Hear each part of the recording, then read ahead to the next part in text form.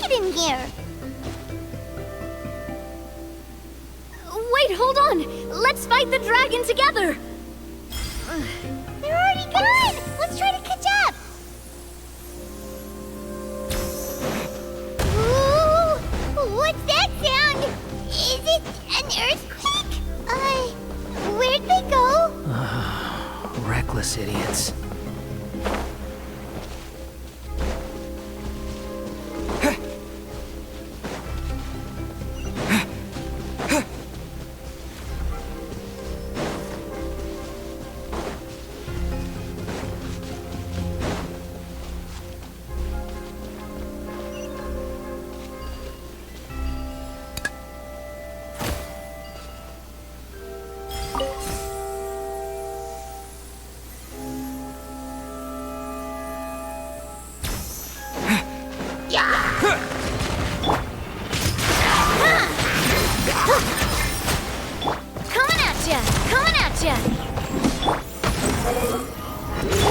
Terra Smash!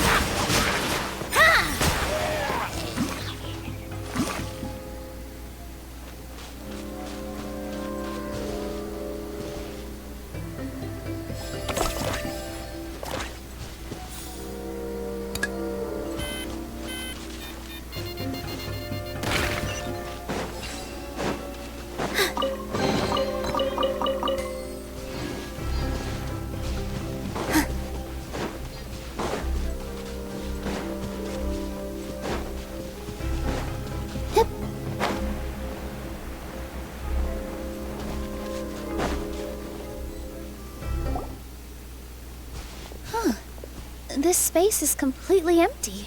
Paimon bets this is where the dragon sleeps. Watch out in front! It's coming!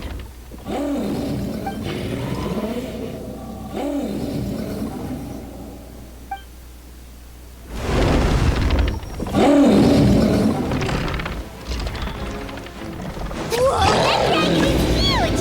And it just attacked us without warning!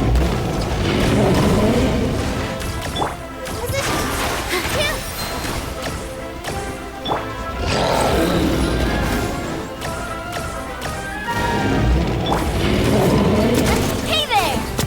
Hey there!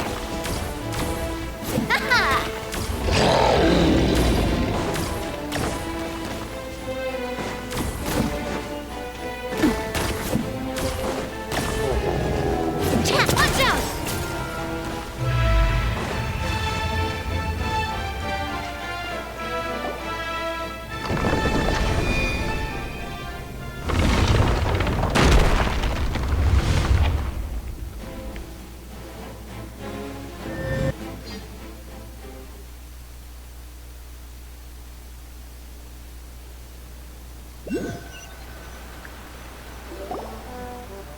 Look, he's here.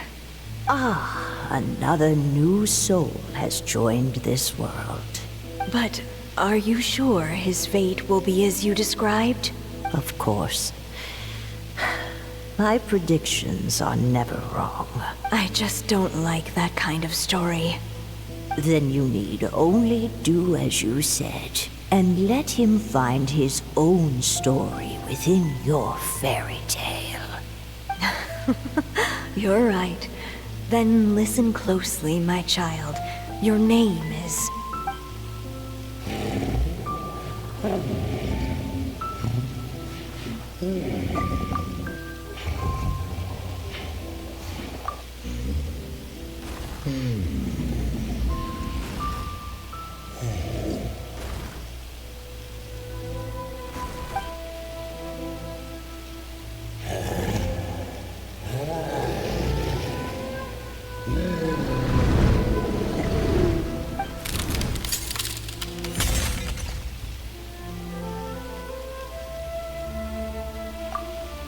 It's the dragon! The dragon that just destroy the titanium mines! Help! Help! Soldiers, pick up your weapons! Destroy that monster!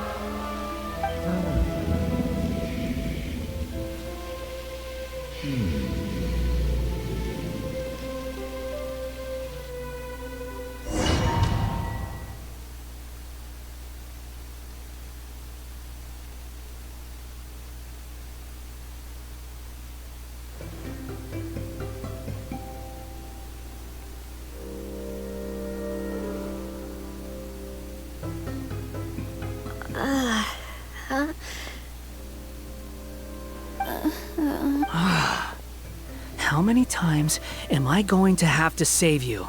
Thank you, Hat Guy. Paimon still feels dizzy. Hey, did any of you also see something strange?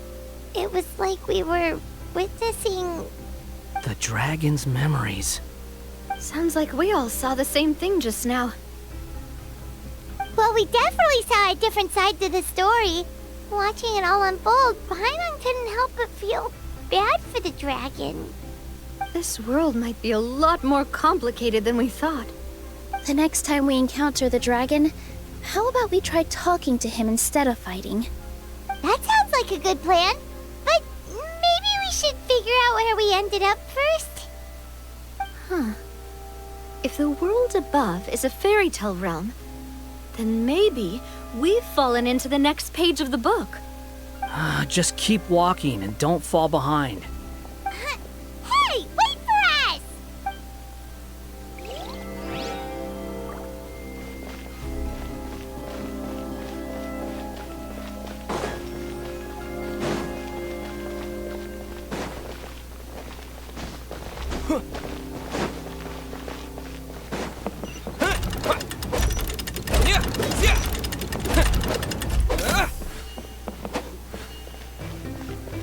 Wow, this place looks a lot different from the dragon lair.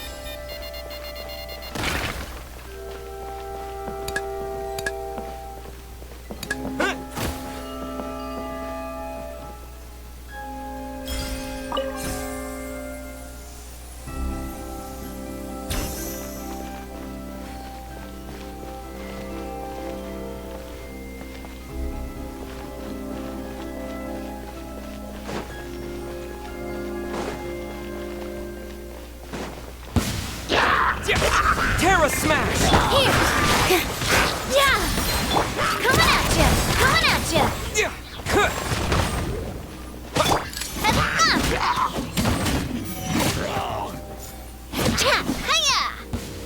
Coming at ya! Attack! That's the The wind rises. positions! Yeah! Quick!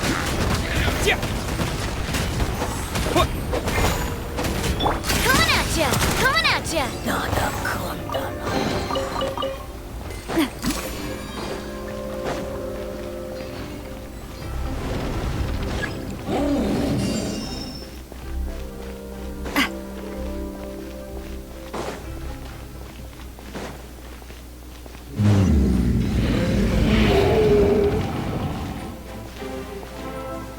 He seems angry. We just want to talk to you.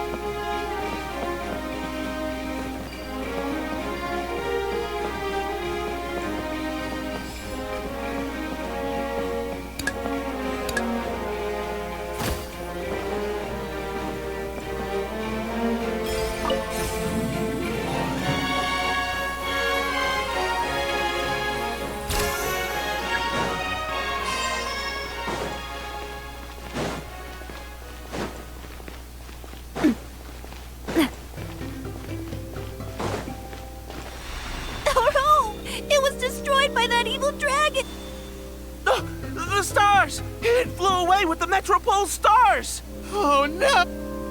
We didn't get eaten by the dragon? The dragon just dropped us off here? That guy! You're getting too far away! He's just up ahead. Is he trying to lure us somewhere? Well, I'd say we were the ones who backed him into a corner. But we just want to ask him a few questions about his past. He's had year after year of people coming here to try to take his head. If you ask me, his reaction is perfectly normal. Maybe there's still something we can do to calm him down? I wouldn't count on it. Maybe his earlier attacks were just a warning. But now, he's actually getting serious. Prepare for a final battle. Sometimes, it takes a little force for someone to finally wake up.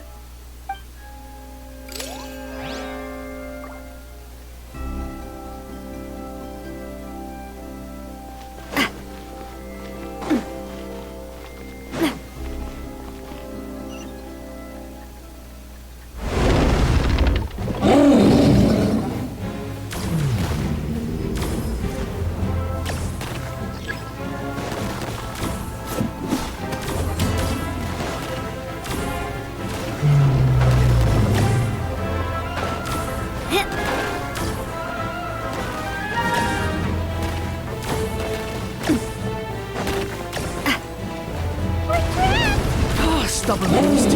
You really want to get beat up that bad?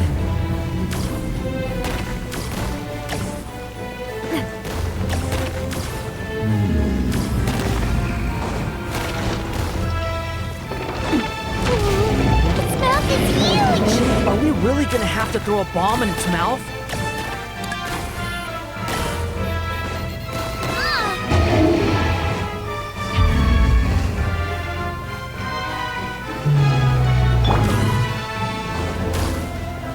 Watch out! If you fall, you're on your own this time.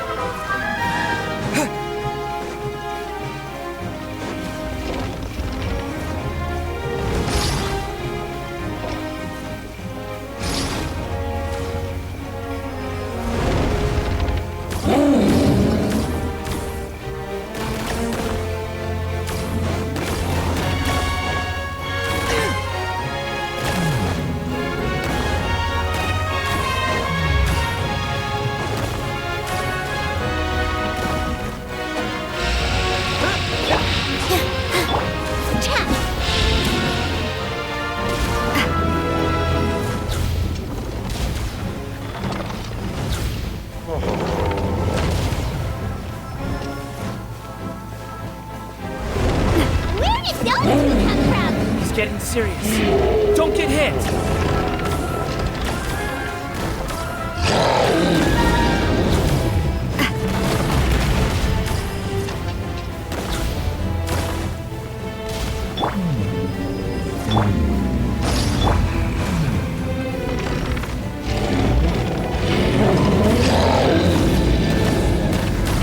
There's a bomb over there! Just like before! Throw the bomb right into its mouth!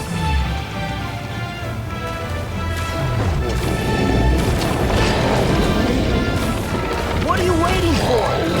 It's open! Now's our chance!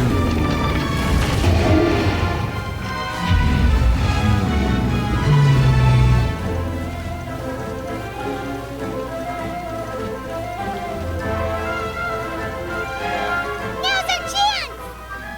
Wait!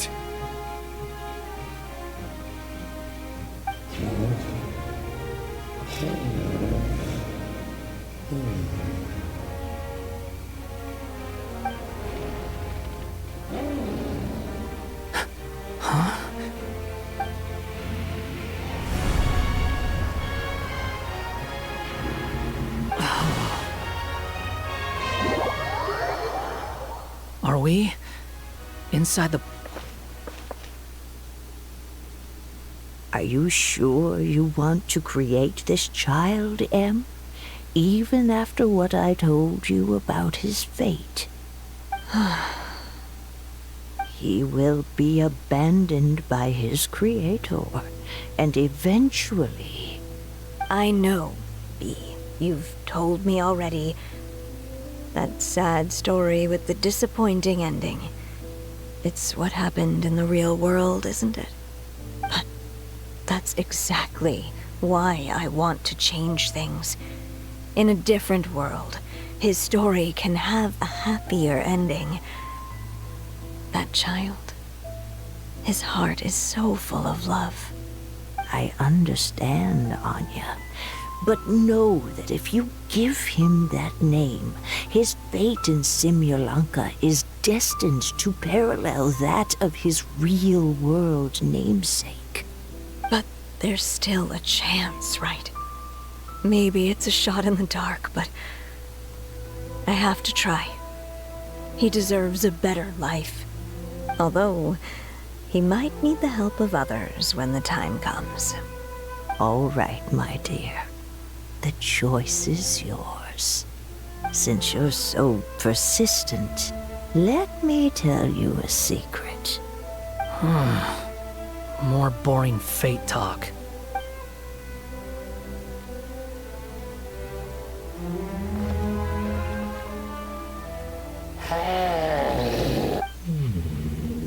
I'm sorry, my child.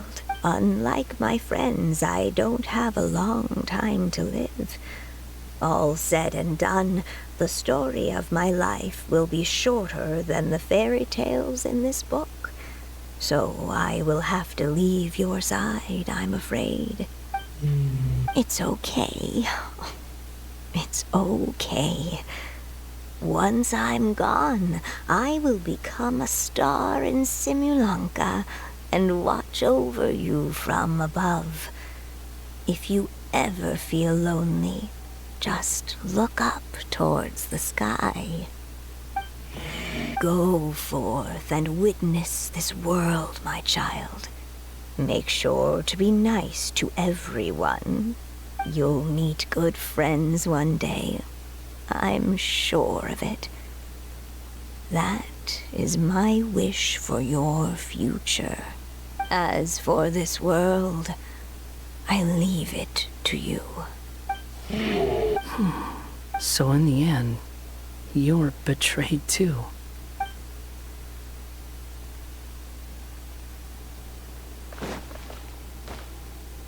Hey, Mr. Dragon! He brought you some food. You must be hungry. Shh! Quiet! We can't let anyone hear us. Everyone says you're a bad dragon, but you're always nice to me when we play together.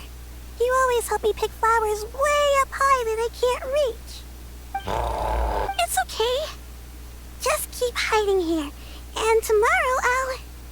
Oh no, my child! Help! Somebody help me! Save my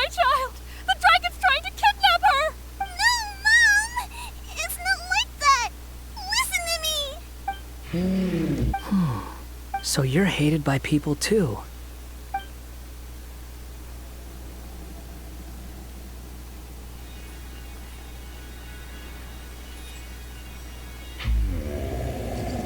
So that's it.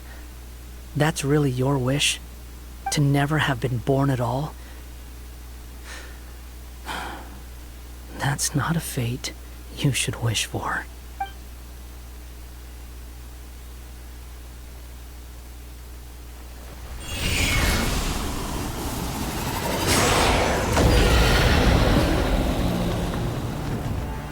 Nobody can define who you are, or deny the true feelings of your heart. Now remember your name. Durin.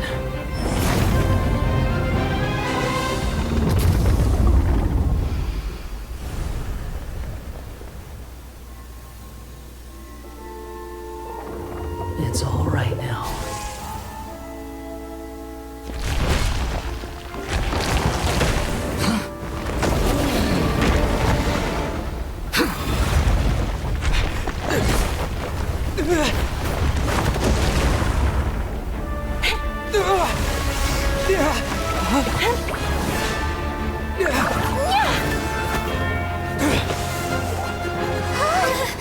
Watch out!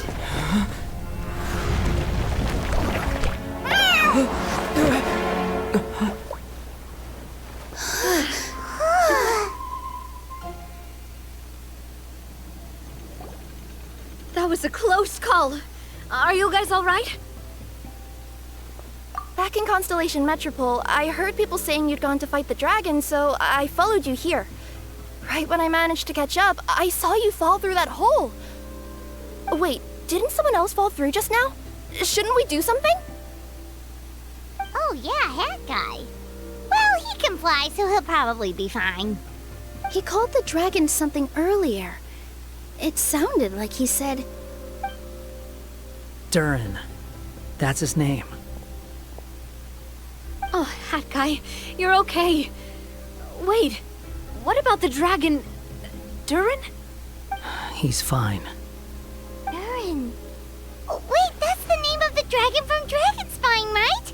The one that became a part of the mountain after being slain by Dvalin? If Paimon remembers correctly, it was created by... Right! It was created by Rhine Daughter! Created, you say? So, what exactly happened down there?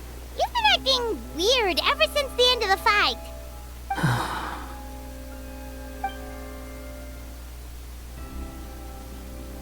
So that's the truth about Simulanka's evil dragon. What we saw in the mist weren't hallucinations, but the dragon's memories.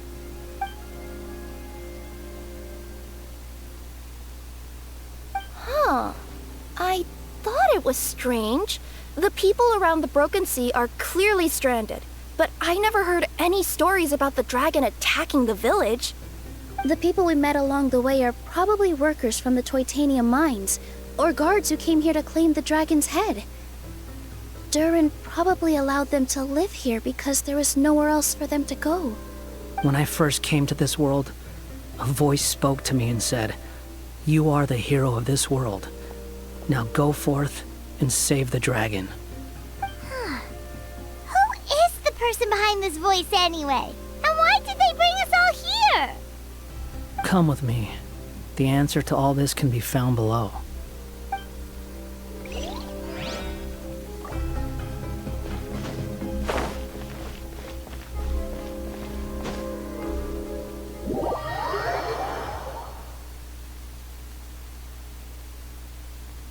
Is this a study? That's right. It belongs to the goddess of fate. Goddess of Fate? As in one of the three goddesses who created Simulanka? Or more precisely, M. One of the mages of the Hexenzirkel. Hexenzirkel? As in... Sorry, Paimon shouldn't just regurgitate everything you say. It's just... It's a lot to take in. She created the story of Durin. Well, the Simulanka version at least. These records should cover most of what you want to know, including the identities of the other two goddesses. Read them for yourselves.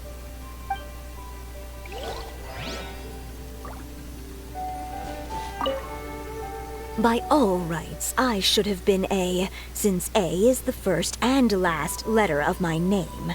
But Alice overruled me on the basis of seniority and said I should be N instead because of my middle name.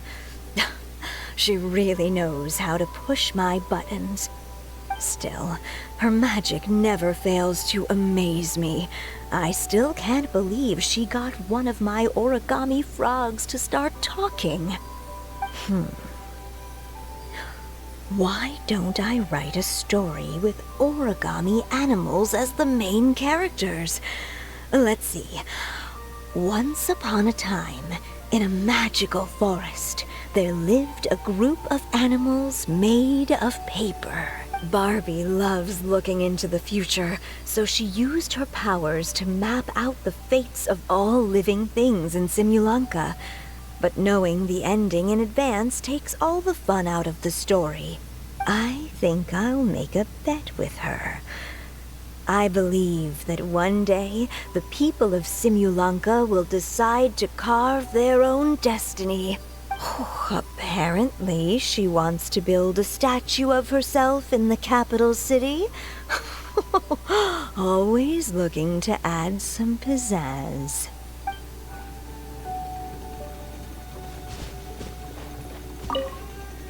My dear sisters, I fear my pen shall soon run dry. Even now, as I write this letter to you, my dexterity is all but failing me. Thank you for enjoying my stories and for creating this world for me. The time we spent together was the most wonderful youth I could have asked for. I always feel so young when we're together. A says that even after I'm gone, the goddess of fate in Simulanka will continue to exist and carry on granting people's wishes. It makes me glad. If you ever want to chat, feel free to pay a visit to the goddess statue. Just don't wish for anything weird.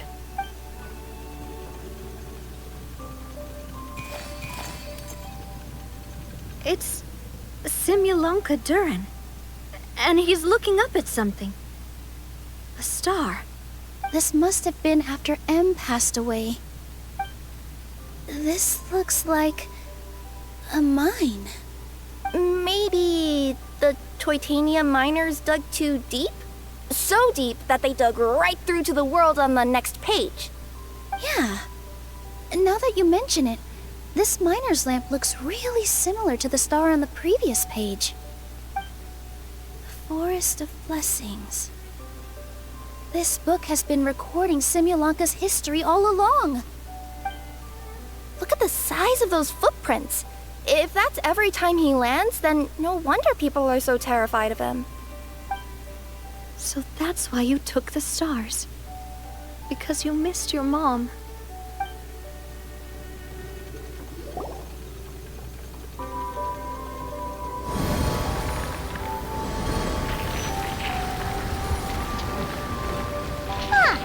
That statue looks different from the one in the Metropole. It's a different goddess. This one is the goddess of fate.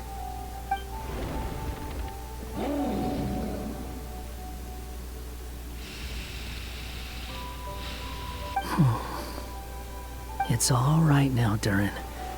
Nobody here wants to hurt you. Don't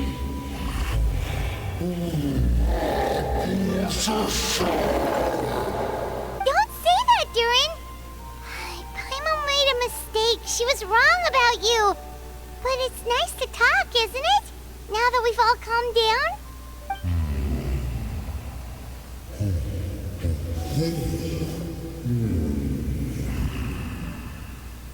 So that's why you made that wish?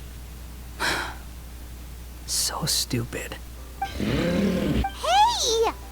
Anyone with eyes can see that all you want to do is get along with everyone. You just want to make friends, people to play with, to talk to. People who accept you, or at least accept your apology. Oh, you've never hurt anyone. Heck, the idea never even crossed your mind. Sure, you scared a bunch of people half to death, but that's only because they had no idea what kind of dragon you really are. Yeah. If you had a heart-to-heart with them, I'm sure they'd come to understand you and see your point of view.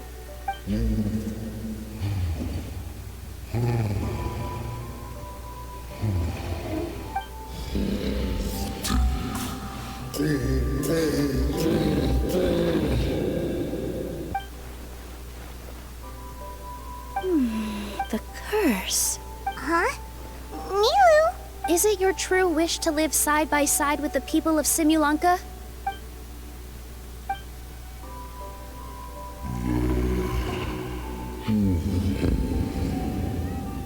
Then close your eyes and make a wish to the goddess of fate. We will help make your wish come true. Just trust me.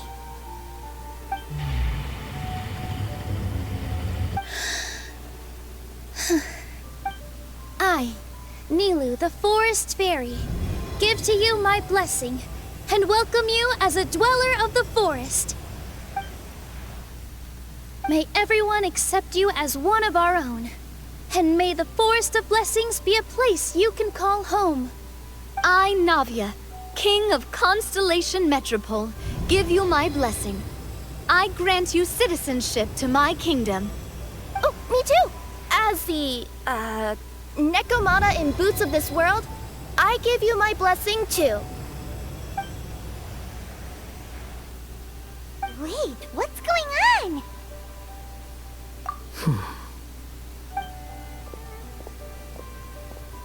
I, the hero of this world, give you my blessing. I recognize you as a resident of Simulanka. May you find acceptance in this world. Also, speaking as someone who'd like to be your friend, I wish you all the best for the future.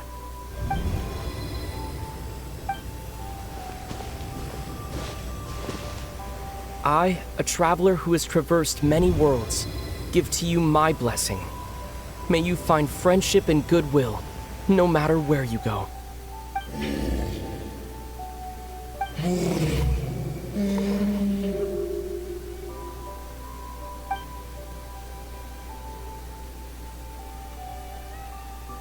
As for this world, I leave it to you.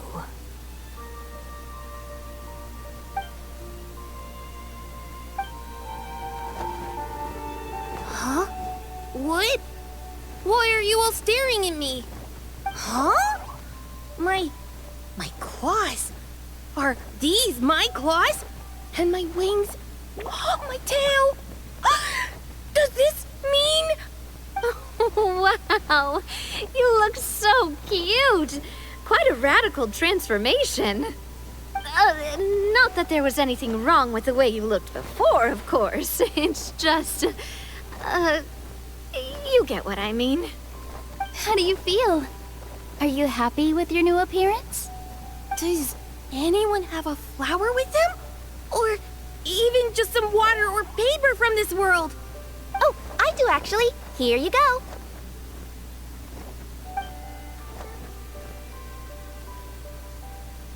They're not changing. I can touch things without changing them. Hey, that's great!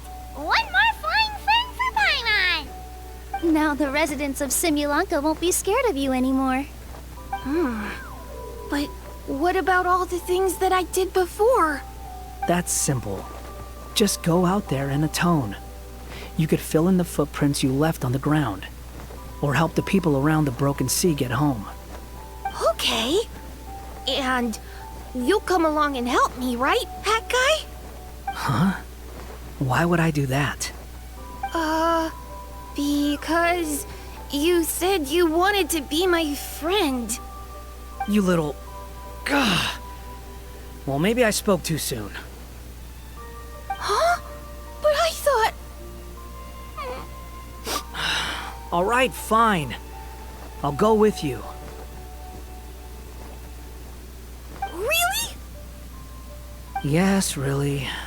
Lying to you would be no fun anyway. Oh, thank you! You're the first friend to call me by my name! Let's go back up. I'm about to suffocate down here. Oh, it feels so good to finally see Hat Guy meet his match. Yeah, okay. Paimon just never thought we'd see the day, that's all.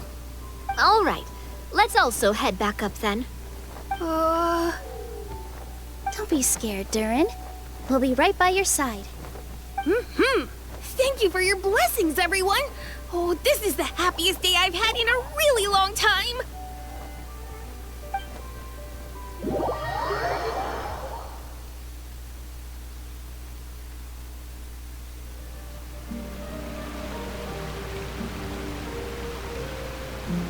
Ta-da! Surprise, everyone! Ah! A talking street lamp! Street lamp? Oh my! You mean you still don't remember me after all the times we've spoken? I know that voice! It's Mom's friend!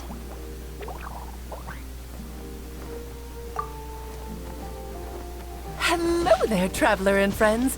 And Durin, it's good to see you. You've changed quite a lot.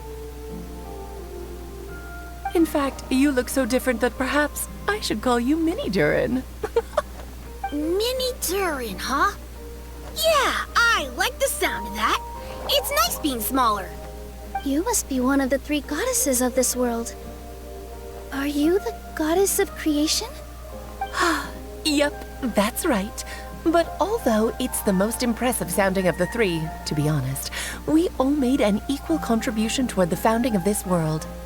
If you've ever read any of M's stories, you'll know just how enchanting the worlds are that she writes about.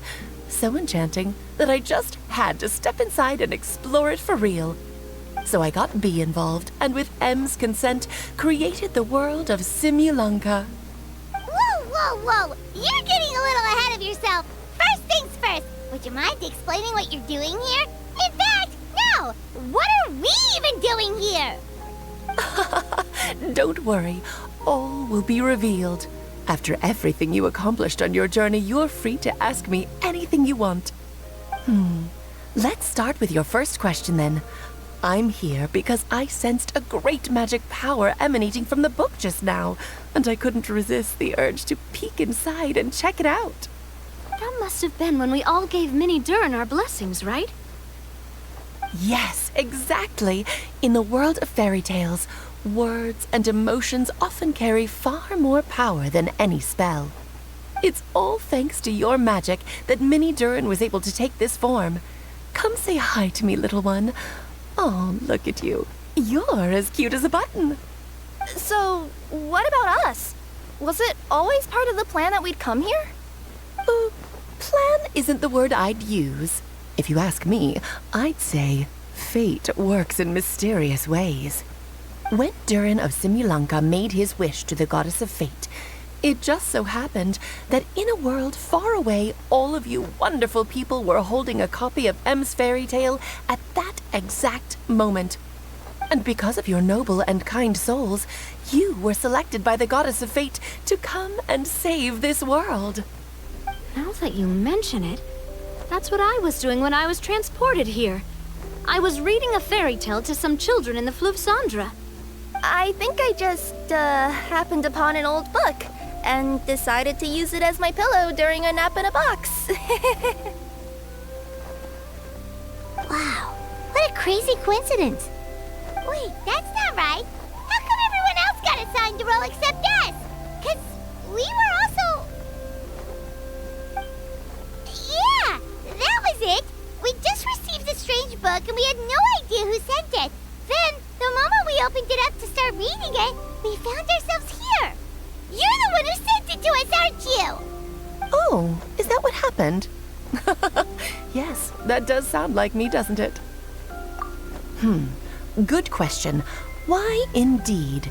Maybe I thought this was such a good story it simply had to be read by someone.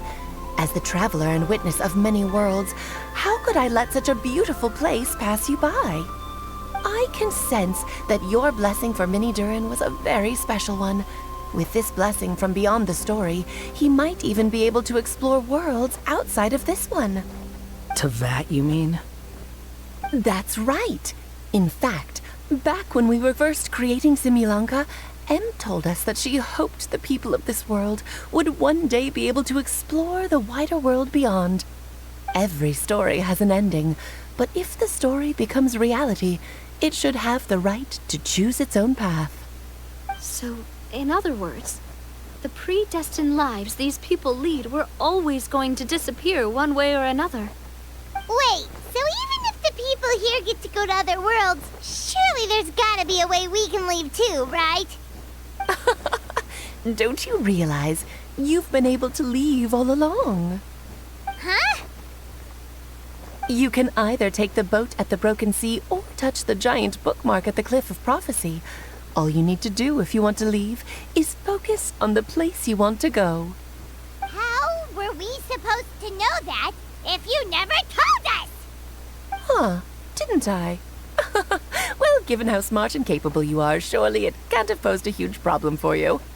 As for your other friends who were summoned here, if I had to guess, I'd say the Goddess of Fate probably didn't tell them about it because she wanted them to get engrossed in the story. She's Em's reflection, after all. It wouldn't surprise me if she shares Em's love for cliffhangers. Anyway, I think that answers your questions, yes? What do you all plan to do next? I'm gonna go say sorry to the people of this world. After that, I want to start protecting Simulanka, just like Mom told me to. Now we know how easy it is to get back home. Paimon's suddenly not in such a hurry to leave. Same here. It's not every day that you get to come to such a magical world. I, for one, plan to explore it a little longer.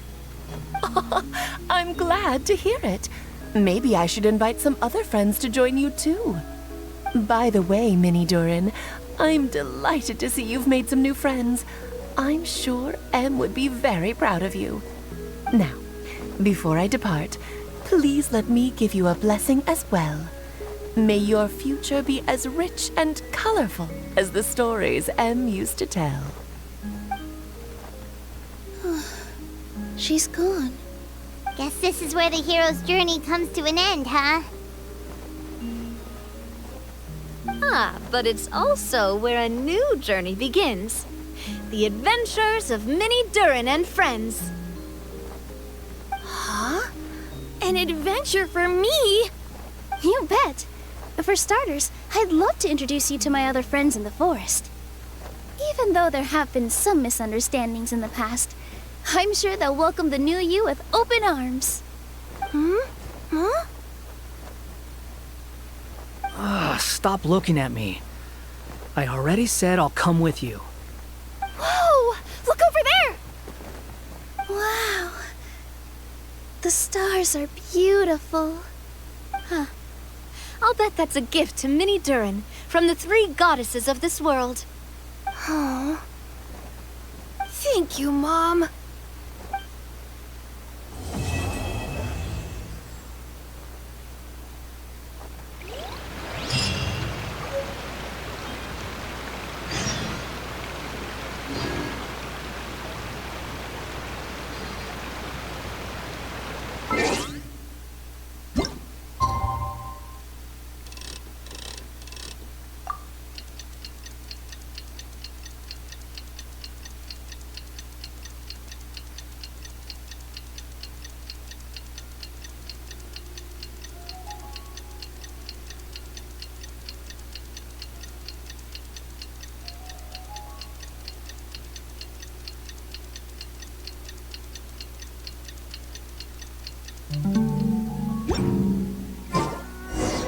It's been a while since our last adventure.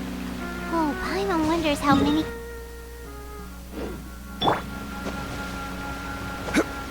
Let's go to the Forest of Blessings.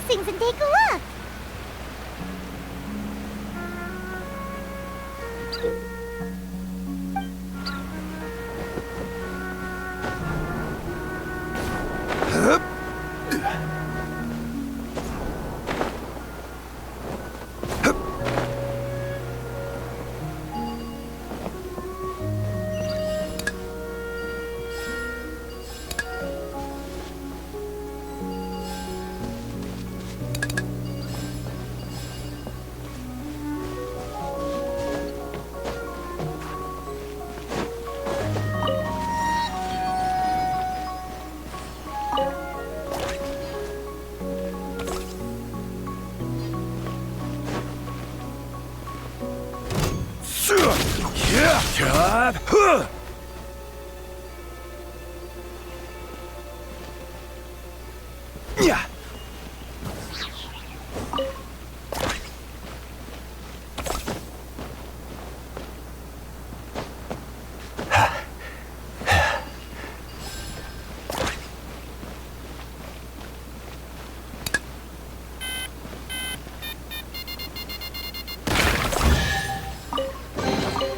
Unsolicited, and all the more valuable for it.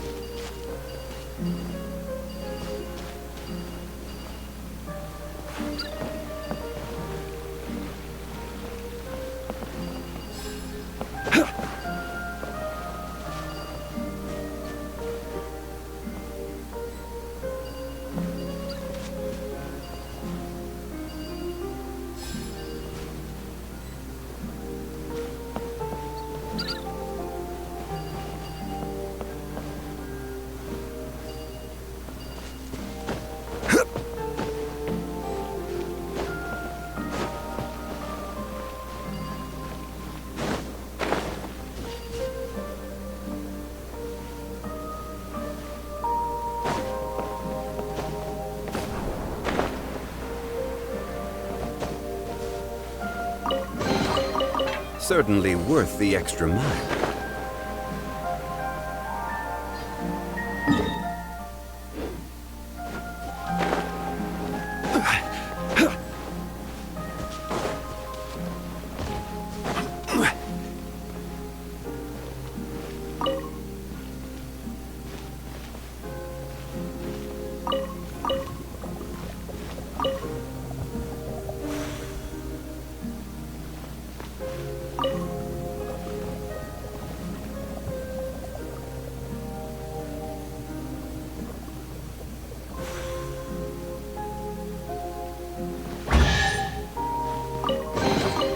Unsolicited, and all the more valuable for it.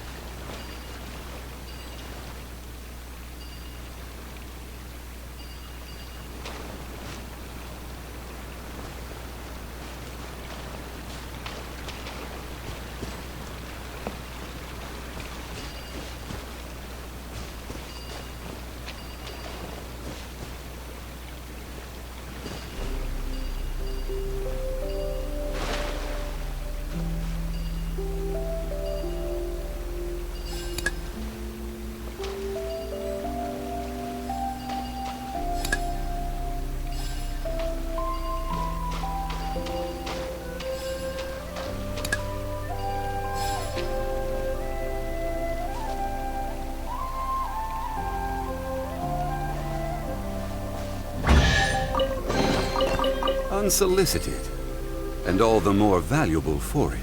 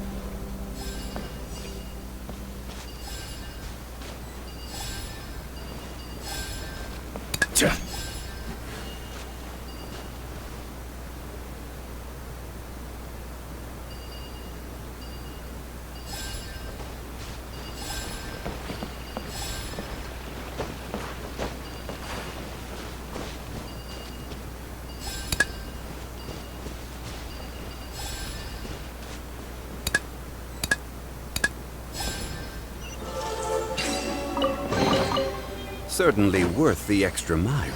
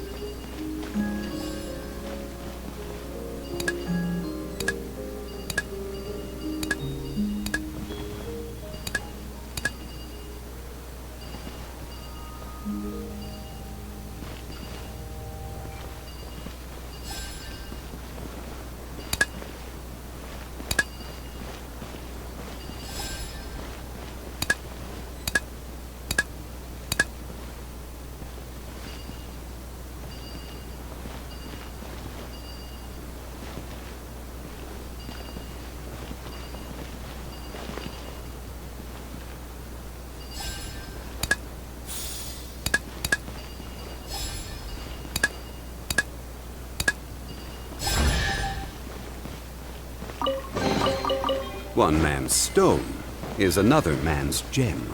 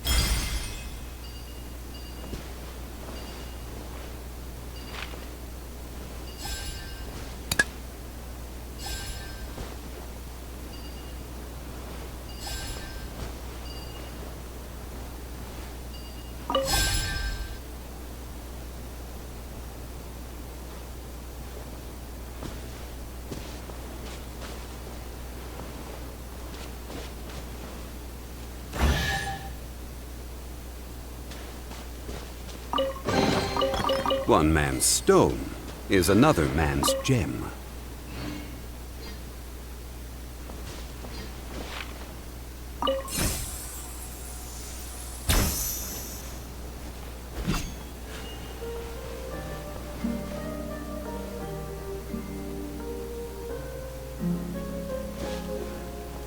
Yeah.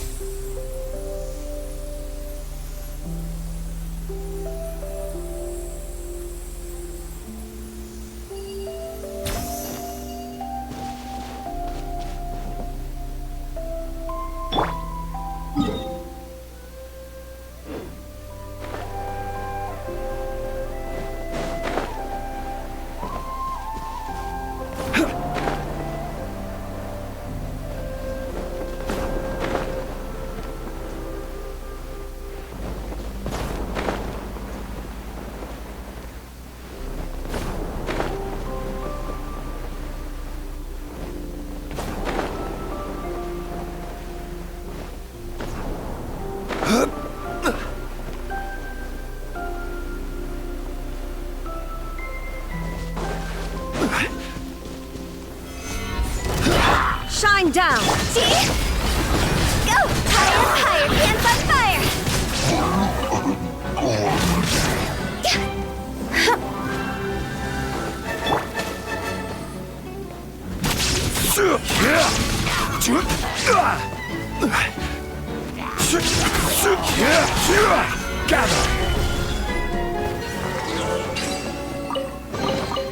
Unsolicited, and all the more valuable for it.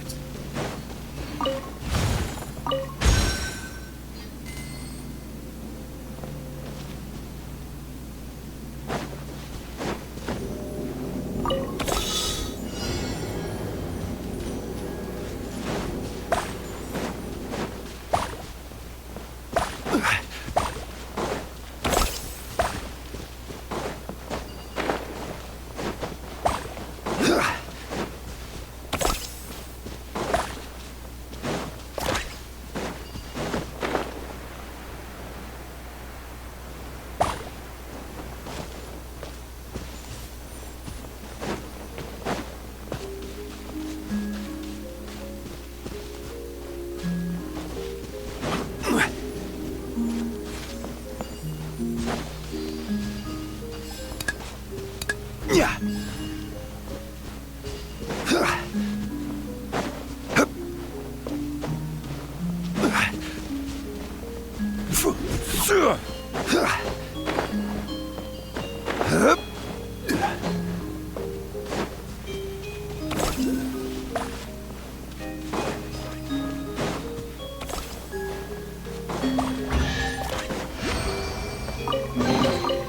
Unsolicited, and all the more valuable for it.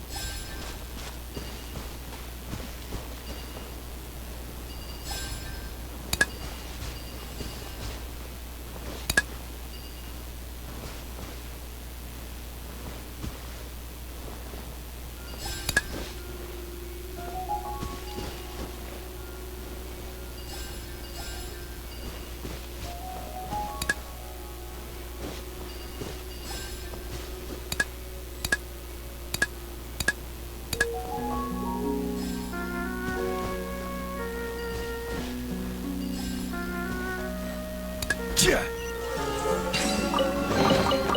Certainly worth the extra mile.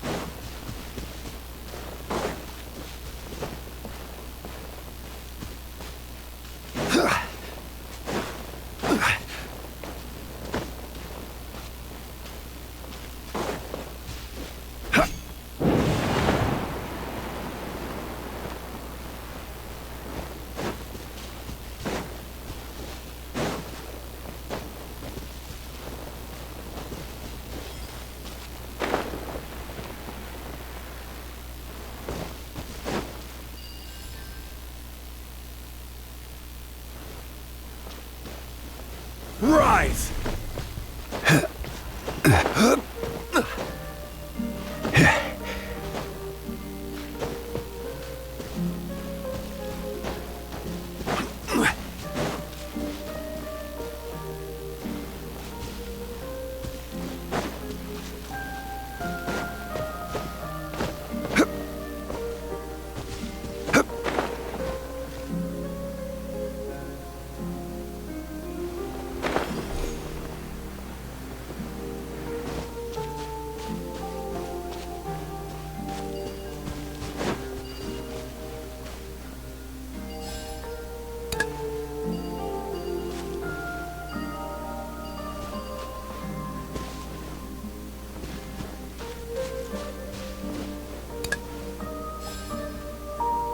Order guide you.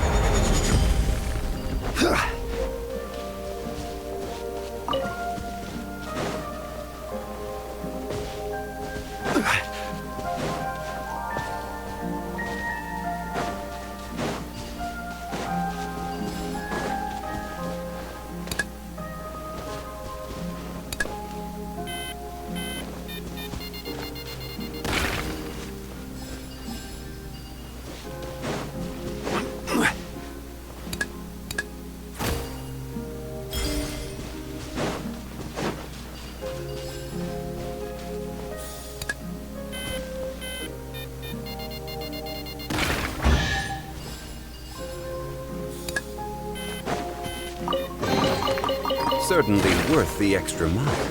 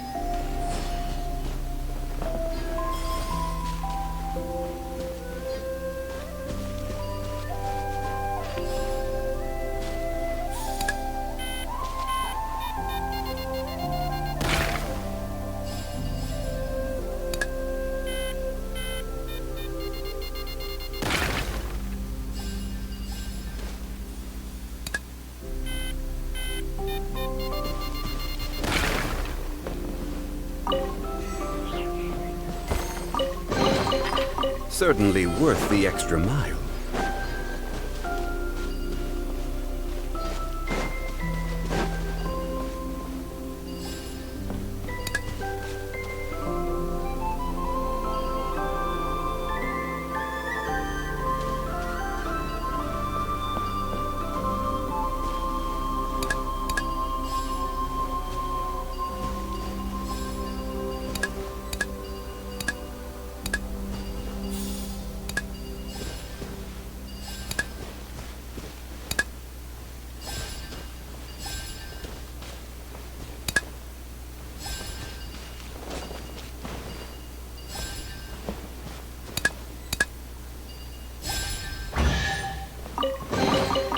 Certainly worth the extra mile.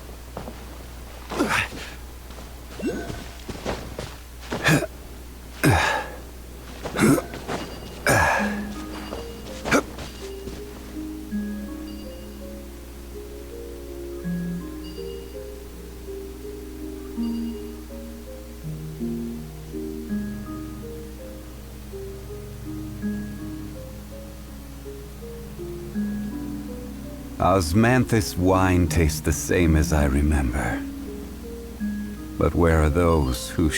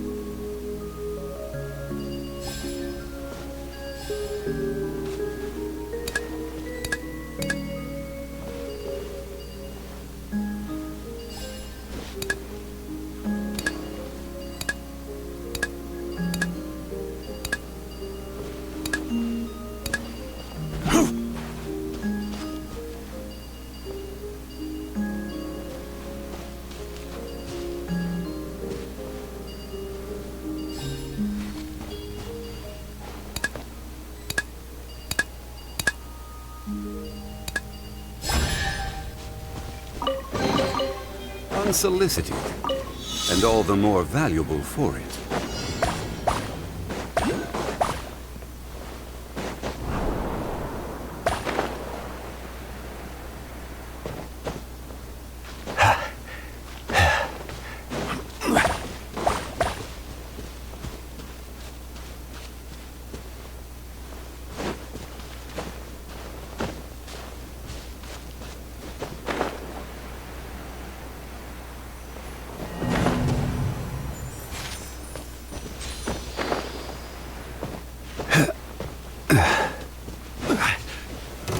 Stabilize!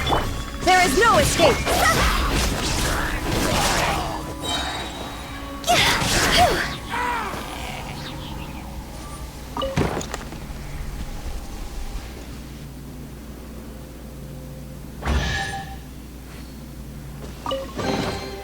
Jackpot.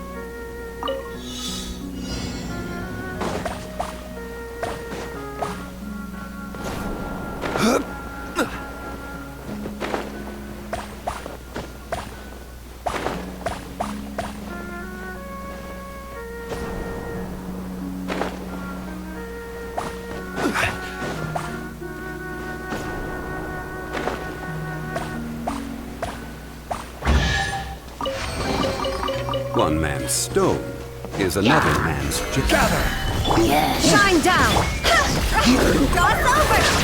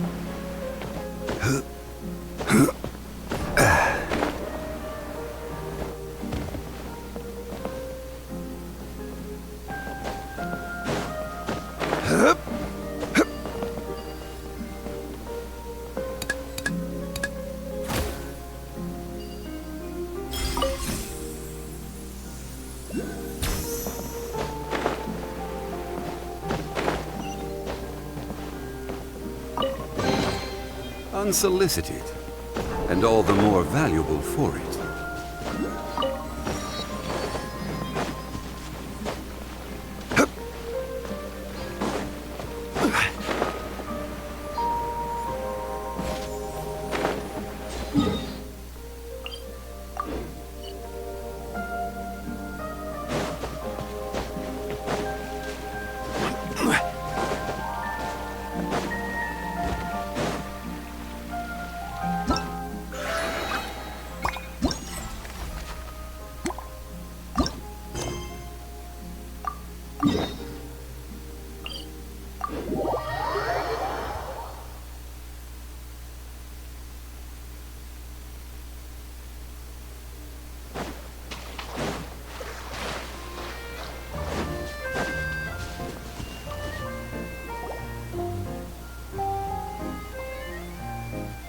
Here's your 2 magic tonics.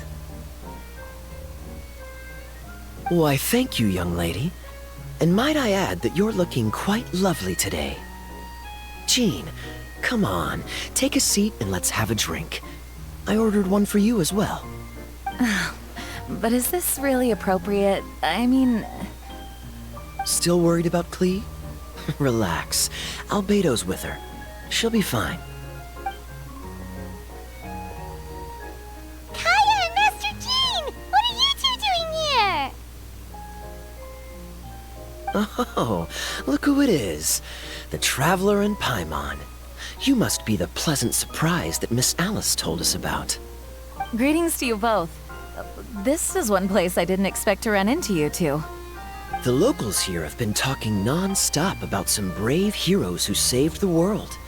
Let me guess. You two have been up to your old tricks. Well, not just us. We only played a small part. You could say we were 2 members of the Heroes Adventure Team. Still sounds mighty impressive to me. As ever, our honorary knight is making us proud wherever they roam. That's right. We received a letter of invitation from Miss Alice, proposing that we take Clee for a vacation in Fairyland when work dies down.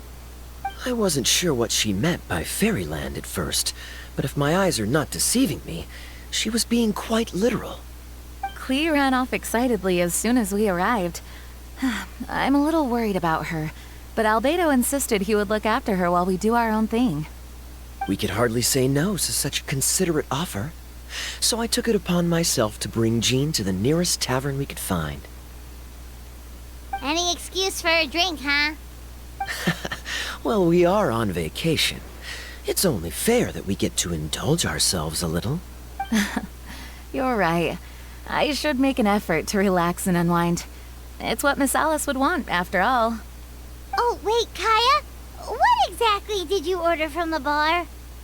The house special, of course. Best way to get a taste of the local culture. Why are you making that face, Paimon? Nothing. Paimon's just perpetually amused by your lifestyle, that's all. Go on, drink up. Something tells me I need to tread carefully here. Let's see, it's got a lovely color, but how about the taste?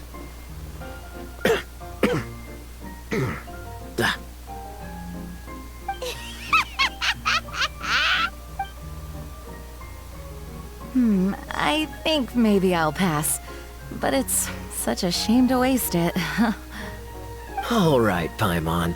Well played. Well, Paimon got burned too, if it's any consolation. It's nothing personal. Oh, by the way, we weren't the only ones who got invited here. I saw Kale earlier. She didn't see me, though. She was making a beeline for that big tree. The Kingdom of Breezes and Bells, you mean? Oh, this is turning into a huge reunion. Maybe we should go say hi to her. All right. Well, give her my regards. Thank you. Enjoy your time here, too.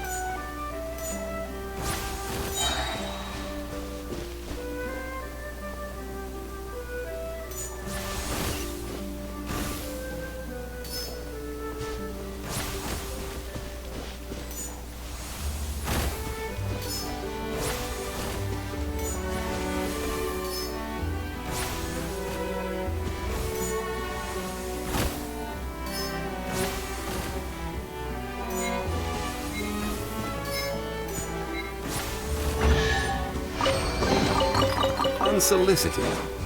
And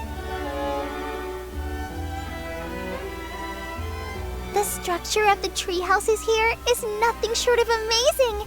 I have to write it down so I can tell Master Tainari all about it later. Hey, Kale! You scared me. Traveler and Paimon, you got invited here too? Yep. Well, they sort of skipped the invitation part, but anyway, what you doing out here? Something caught your eye? Oh, yeah. I'm trying to observe and summarize the structures of the trees here, and also the animals that live here. Well, the residents, I guess? I still can't get over the fact that they're all someone's origami handiwork. Once a forest ranger, always a forest ranger, huh? Not sure you'll be able to apply much of what you learn here back home, though, with this being a magical world and everything. What? Over there, by the giant footprint, have those houses always been there? Oh, those? The local flying squirrels told me that they were built by a small dragon and some guy wearing a hat. Oh, that must have been Mini Durin and Hat Guy. Any idea where they went? Supposedly, after building the houses, they went to somewhere called, Constellation Metropole? Did I say that right? Yep, you got it. Oh, also, when the locals mentioned the dragon, did they seem at all, did they say how they felt about him at all? Now that you mention it, the atmosphere changed a little when they talked about him. Oh no, they mentioned some stuff along the lines of past misunderstandings and welcoming new members. I only just got here, so I know very little about what has happened in the past. They seemed genuinely grateful for the houses, though, and said they were going to plan a welcome party. Oh, thank goodness. Whew. Sounds like the forest has begun to accept him. It's a step in the right direction. Are you looking for that small dragon? Yeah, he's a new friend we made after we arrived here. No way! Really? I'm getting more and more interested in your story. No. I've got to save it for next time. For now, I've got to make the most out of my time in this wonderful world. Oh, there's no rush. Just take it slow and enjoy yourself. Like Kaya. Oh, he sends his regards, by the way. Oh, Mr. Kaya is here too? Then I've got to go say hi to him. Well, right now he's at the tavern and he probably won't be leaving until he's drunk. Not that he'll ever reach that point because his alcohol tolerance is so high. Basically, it's Kaya. You know where to find him. You make a good point, Paimon. Then I'll focus on exploring for now, and go catch up with him later. Shall we go pay a visit to the Metropole Traveler? Maybe Mini Durin and Hat Guy are still there. Oh, right. By the way, something pretty interesting has been happening in Sumeru recently. Master Tainari has been working really hard on it, so if you have time, definitely go and check it out. Sounds good. We'll find some time in our schedule. Of course. See you later.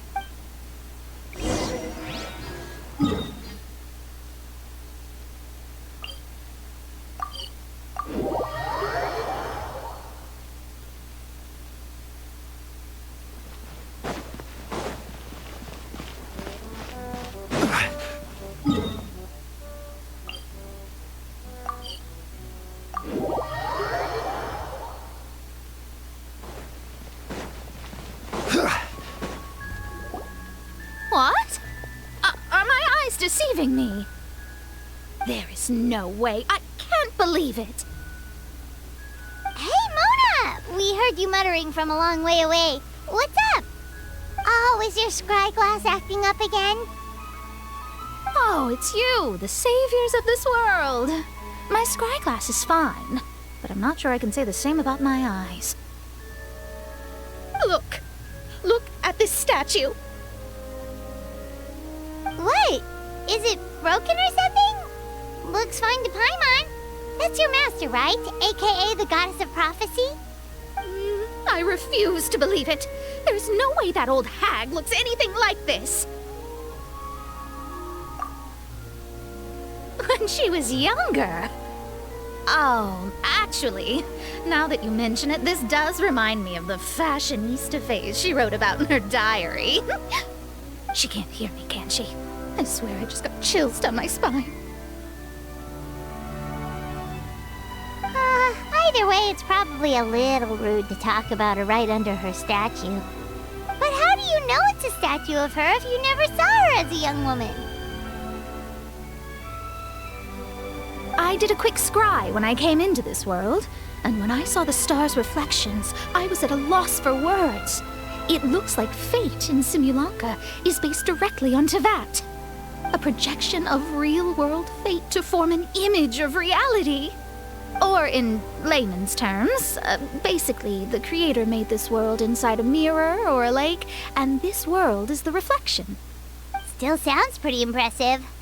The more I scried, the more familiar everything looked.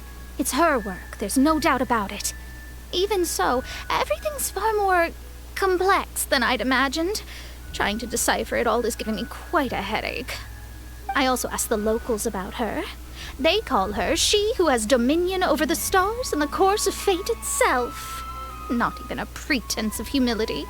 Clearly, she let the role of creator goddess skip to her head. Not that I'm surprised in the least, of course. It certainly matches the tone of her diary.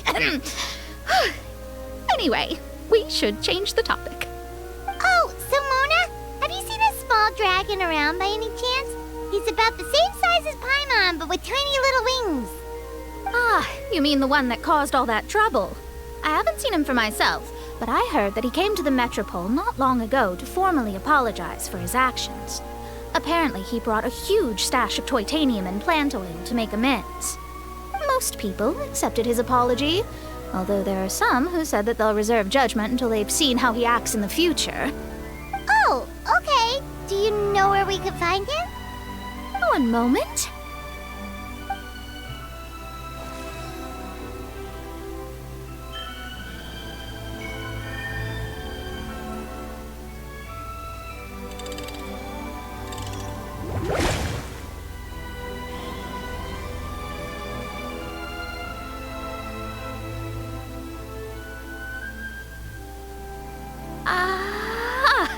It looks like he's at the Broken Sea.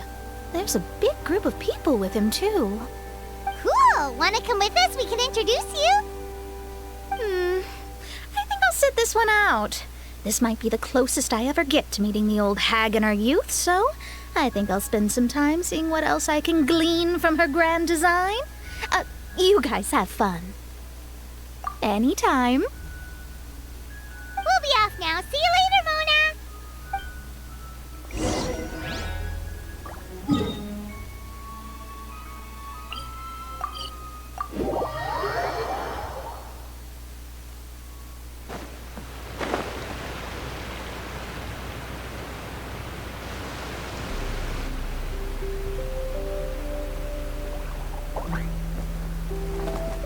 Osvaldo Hafnavines! Does thou see what I am seeing? Tell me that my all-perceiving Aug de Verurtelang deceiveth me not! Your eyes see true, mein Fräulein. Very well. Then, as sovereign ruler of the Immernachtreich, I extend to you both my greetings, O Night Dragon from the land of the Thousand Stars, and his hat-wearing servant. Who did you just call a servant? What mein Fräulein means to say is, hello, it's a pleasure to meet you. Pleasure to meet you too. But Hat Guy's not my servant.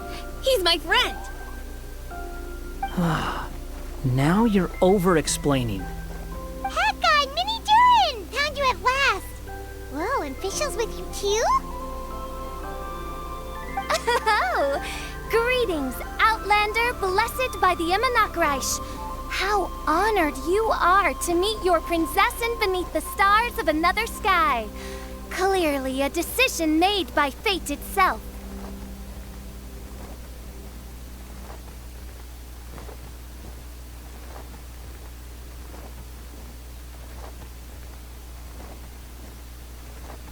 Mr. Honorary Knight, Paimon!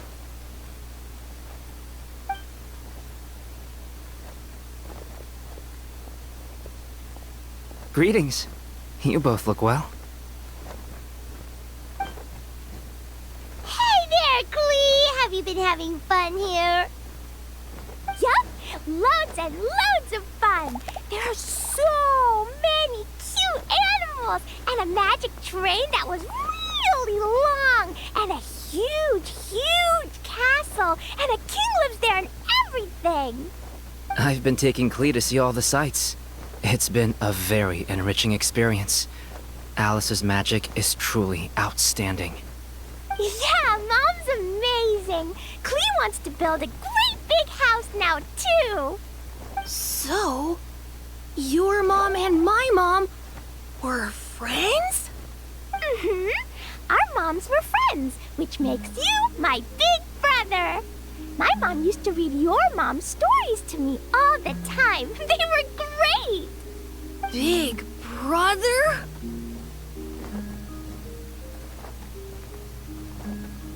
Wow. Thank you, Klee. Can I go play with Klee, Hat Guy? Suit yourself. Albedo, can I? Go on. Just don't go too far away. I'll come pick you up later. Yay! Come on, Mini Durin. Do you want to come play with us too, Fischl? Your princessin accepts your invitation. Rejoice! Though you may be concealed by fog, still you shall have the good fortune to witness the true might of the Aug de Bertelang. What Mein Fräulein means to say is, perhaps we can all play hide and seek together. Mein Fräulein is it. Hooray! I love hide and seek! Oh, me too!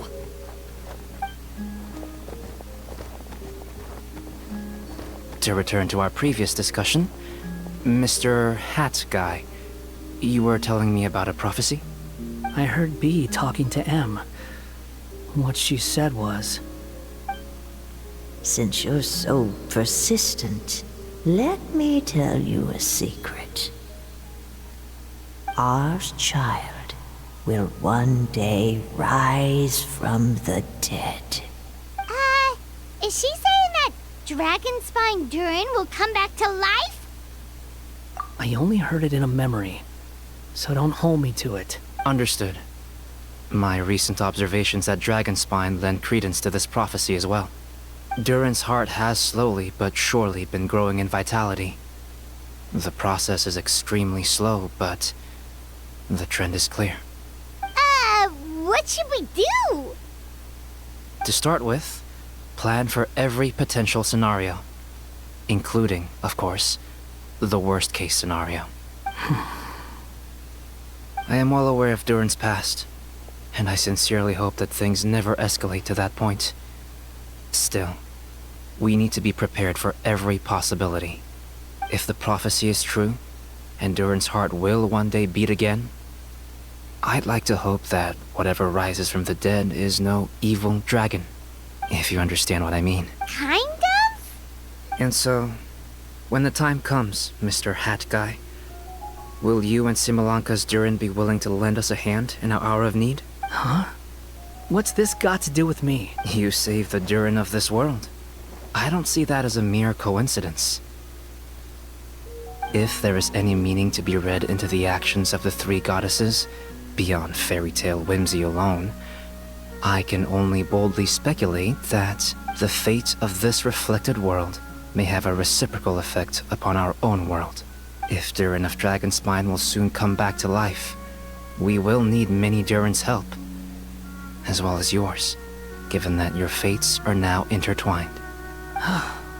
Well, that's a nuisance. To be sure, it certainly won't be easy. Albedo! There's a flying paper ship over there! Can we go see it together, please? Sure. 2 seconds, I'll be right with you. Please give my suggestion some thought, Mr. Hat Guy.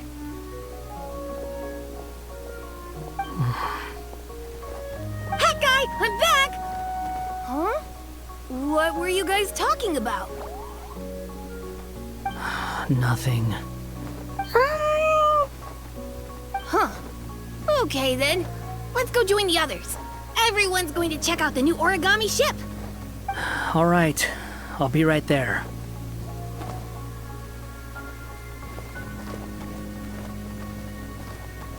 Why would I be?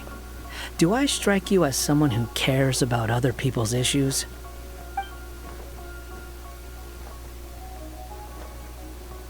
Quit trying to guess what I'm thinking. I'm leaving.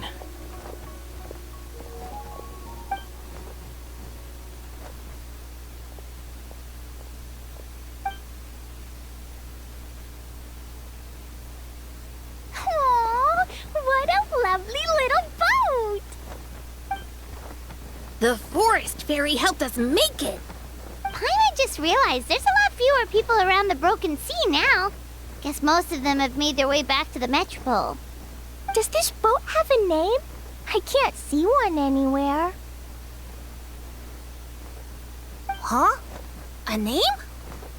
Every boat has a name. At least, all the ones I've seen before. They're usually symbolic names that represent something aspirational.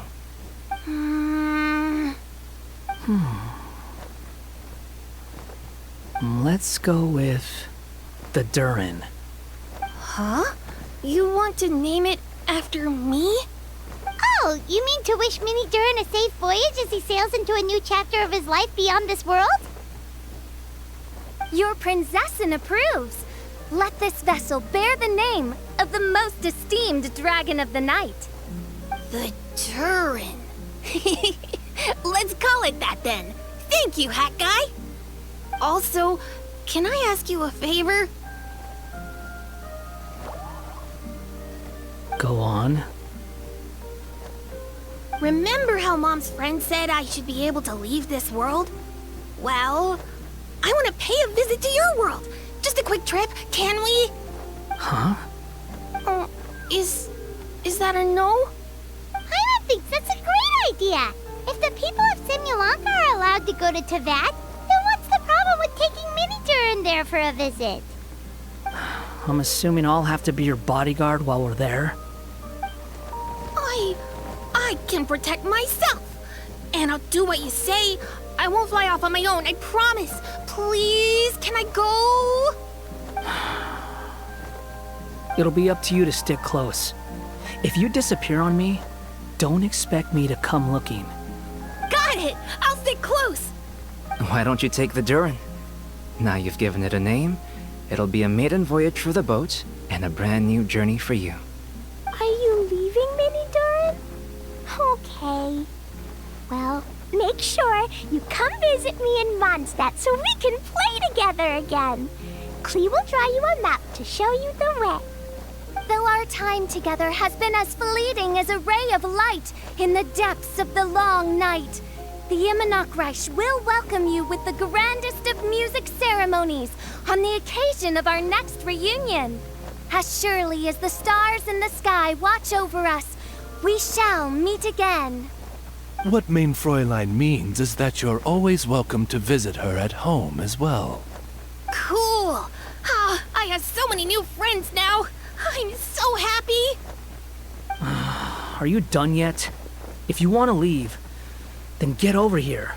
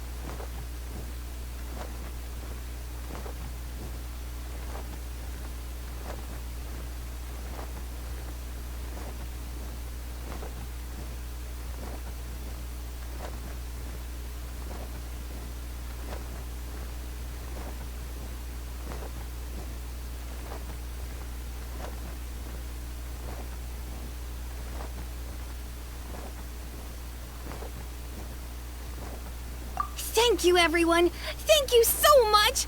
The blessings you gave me are more precious than any treasure and more beautiful than any fairy tale. Next time, it will be my turn to make your wishes come true.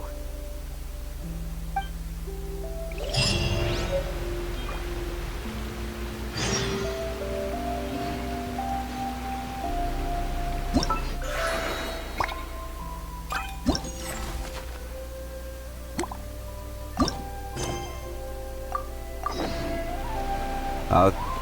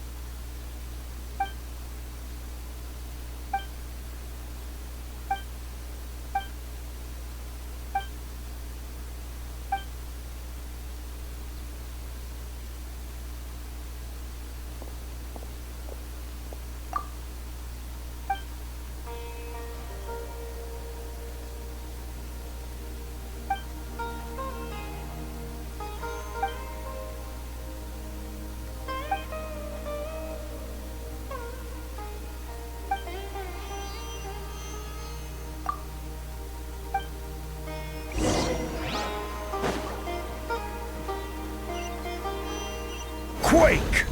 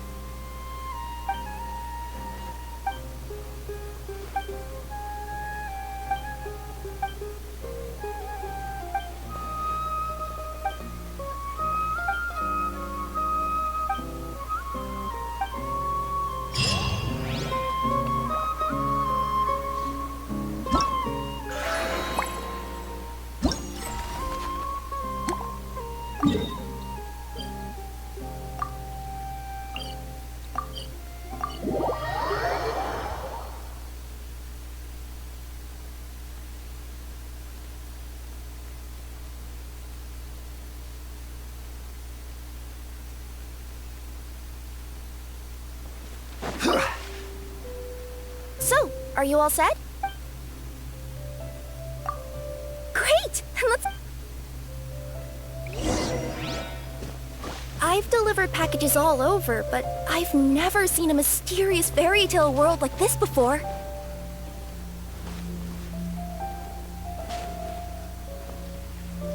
Looks like nobody has gotten around to repairing this house yet.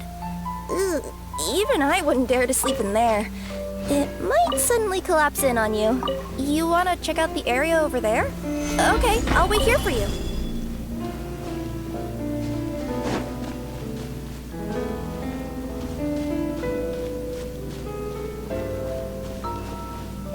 Nothing to see here either. Maybe we can find someone to ask?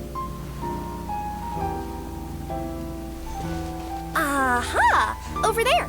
I bet we'll find some people there. Let's go take a look. You want to check out the area over there? Okay, I'll wait here for you.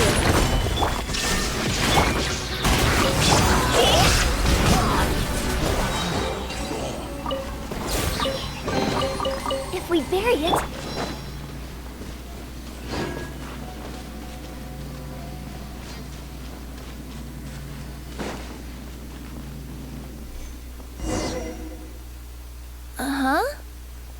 There once was a goddess who ruled over fate.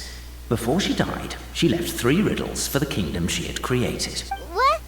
Who Long story short, on this day, a sentient feline, an outlander, and a diminutive pixie arrived on the scene. They saw a narrow path off to the side. Okay, but which side? Yeah, if you gave ambiguous instructions like that to a Comania Express courier, they'd give you the parcel right back and tell you to write the delivery address more clearly. Despite how obvious the answer was, the perplexed pixie and the flummoxed feline struggled to work it out. Although, perhaps a small part of the blame could be attributed to my dull narration. Alright, let's try this again. The path on the left-hand side seemed to give off an enticing fragrance, as if to say, this is the way to wealth and glory. Ooh, that sounds like the start of a good story. Then what? Then what? At the end of the path, the motley crew would soon spot a secret stone room. A prophecy had once foretold of a Marquis who shall one day venture inside, and thus it is named the future Marquis's abode. Are you sure you don't want to hear the rest?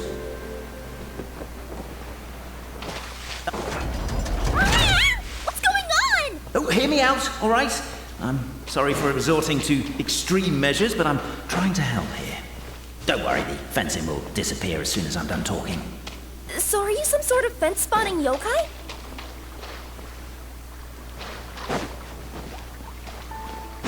I'll keep this brief. Firstly, the place ahead of you is a secret room whose purpose, per the legends, is to await the arrival of a certain Marquis. For that reason, it's called the future Marquis's abode to be. Secondly, when you get inside, don't sit on the chair in the center, or bad things will happen. There, that's all. Off you go. So many summers, winters, springs, and falls, and now at last a hero hither strides. Israel lose.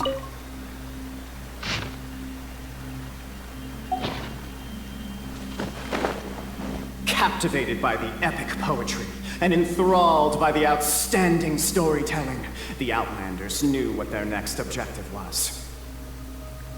Namely, to remove the clockwork key from the raised platform up ahead. Cafe, I just realized you said we all had to speak like bards, but every time you open up your mouth, I don't hear any rhymes. Yeah, I noticed that too. With wood and earthenware strewn all around, the demon feline's fury can't be quelled, reducing them to rubble on the ground. Perhaps the Outlanders are worried that something drastic will happen the moment they remove it. Maybe that's why they're in... Stop the poem. We have a situation. Something's up with this person. Traveler? Are you alright?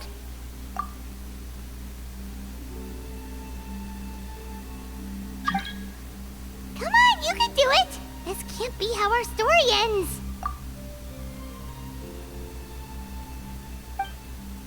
Can I give you a hand or a tail?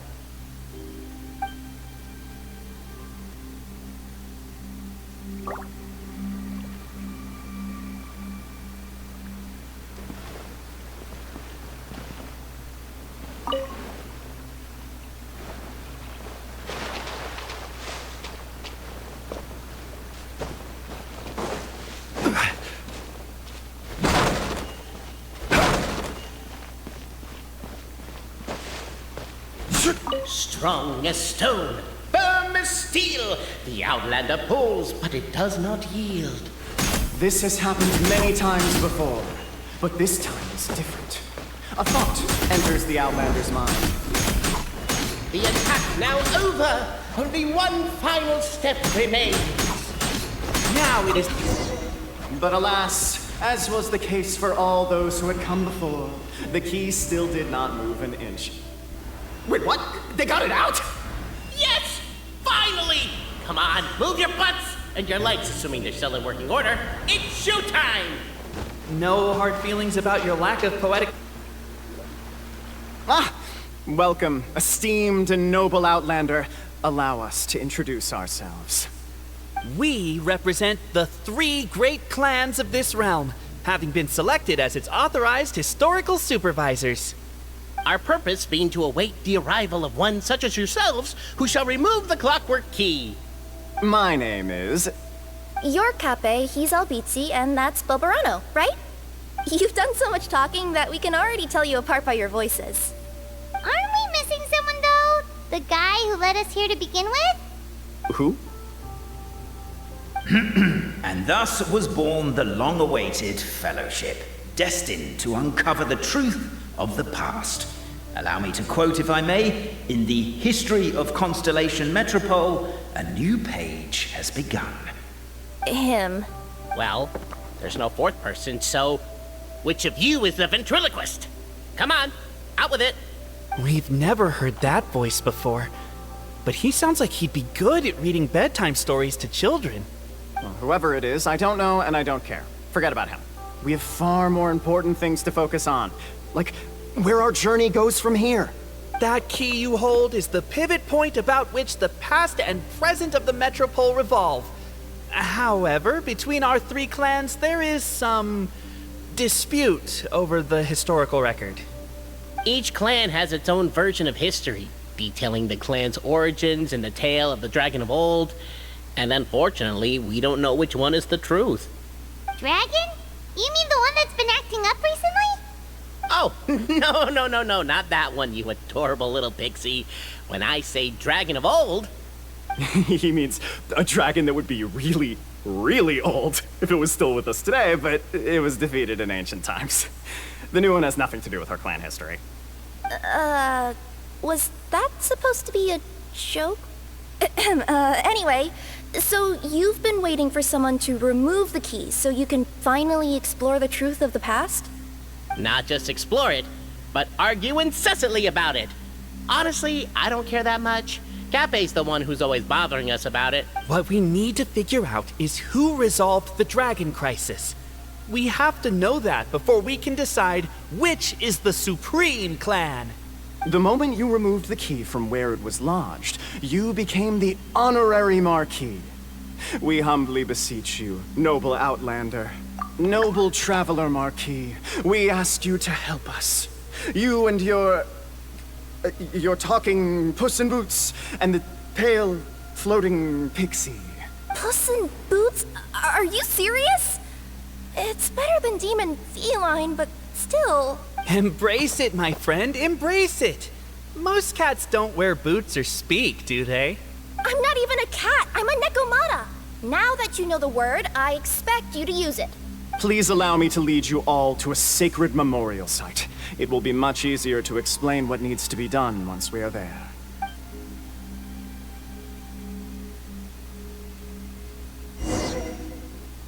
This place is sacred to my clan.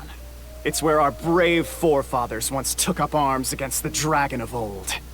After a bitter battle that dragged on for many days and nights, finally, our forefathers fought the dragon into submission, and it fled. They took turns, though. Some forefathers worked the day shift, while others worked the night shift. So they say. It's just a legend, though. Wait a second? Did I just hear you admit that your clan's history is just a legend? History, legend, who cares? My clan was definitely courageous, that's the point. That's the truth. And isn't the truth what we've all been arguing about non-stop for all these years? Cape's words gave the traveler food for thought. Could it be that the truth in a fictional world is equivalent to fiction in the real world? But that would have to wait. Apparently, Cape was not alone in his pilgrimage to this sacred site. Unwanted company had arrived. The traveler and the talking cat, Nekomata, decided to teach them some manners.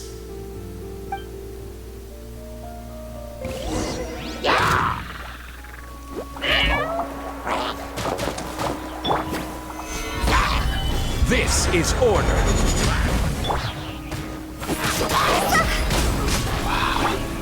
A true display of heroism and valor. It was as if the spirits of my ancestors were fighting through you. There's a thought. Could be wrong. Your martial prowess and show of courage are a more vivid reenactment of my ancestors' feats that suit the modern aesthetic. Now, let's get down to business. As we all know, time is but an illusion. Time may flow line by line, page by page, or frame by frame, but usually it flows in the form of springs and gears. And that clockwork key you have in your hand can turn back time and make the past reappear. Well, actually, my view is that the illusion of time is more of a problem of consciousness. Gears power the body, while the body is the vessel of the conscious mind. But the mind cannot understand the dimension of time, so we experience instead an endless continuum of moments as the pinion of now turns along the rack of ages. I'm getting flashbacks to when I was delivering packages to the Sumeru Academia. A teacher once asked Albizzi what his greatest fear was, and he replied, dragons. Boberano was asked the same question. He replied, time, and repeated the argument we just heard. The teacher then turned to Cape and posed the same question. He replied, Boberano. The manuscript that tells the truth of the historical record, the blueprint to all of creation, the work of the great mage themselves. It can be found at the beginning of the gear rack, and on the very first page of the book. Paimon didn't follow all that, but basically, you're just saying that we need to put the key in and turn it all the way back? Exactly. It is said that in the beginning, the goddess of creation took the goddess of fate's manuscript as a blueprint, placed it under the goddess of prophecy's starry realm, and generated the world from a few magic arrays. So in a few moments, when the great clockwork key turns the local time here back to the very beginning, we will restore the magic arrays back to their original configurations. Hold on, isn't stealing part of the blueprint of creation a little dangerous? Also, how are we supposed to know the original configurations of the magic arrays? Well, the general shapes of the configurations have been passed down over the ages. They now form the family crests of each of our clans. So you'll just need to reference my family crest and join the dots accordingly.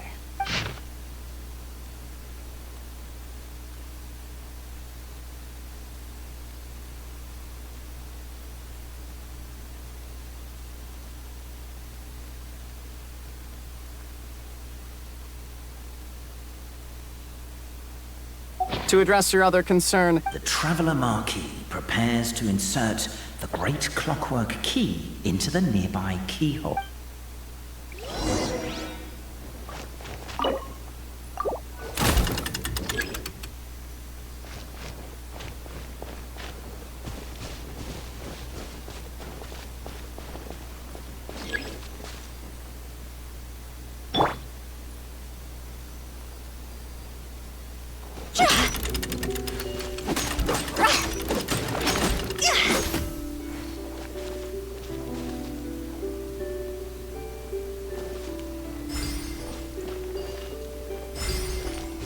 I guess we should start here?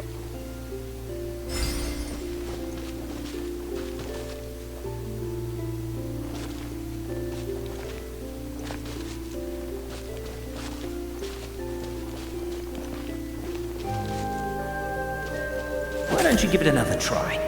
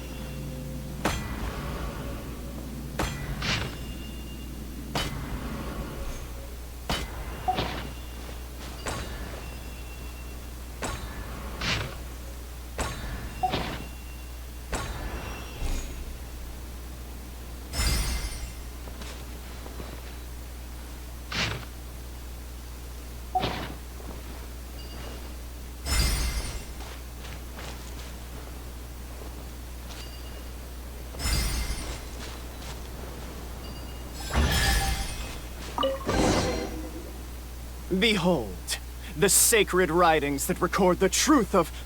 No, wait. That have shaped the truth of history. Gather round and let us bear witness.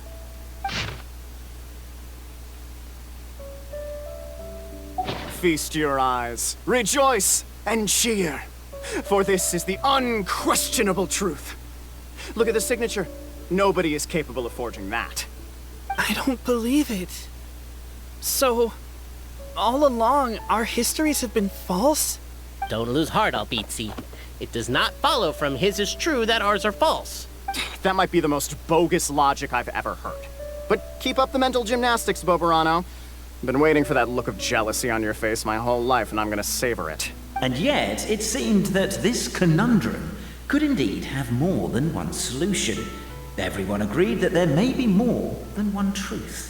The party decided to visit the sacred sites of the other clans and see what their documents had to say. Isn't a narrator supposed to remain detached and objective? It feels like you're forcing a narrative agenda on us here. Oh, whatever. I'm in a good mood. Let's do it. The instructions say to repeat the process 3 times, and besides, I'm looking forward to watching you both be sorely disappointed. Let's do my clan next. I'll lead the way. We'll need...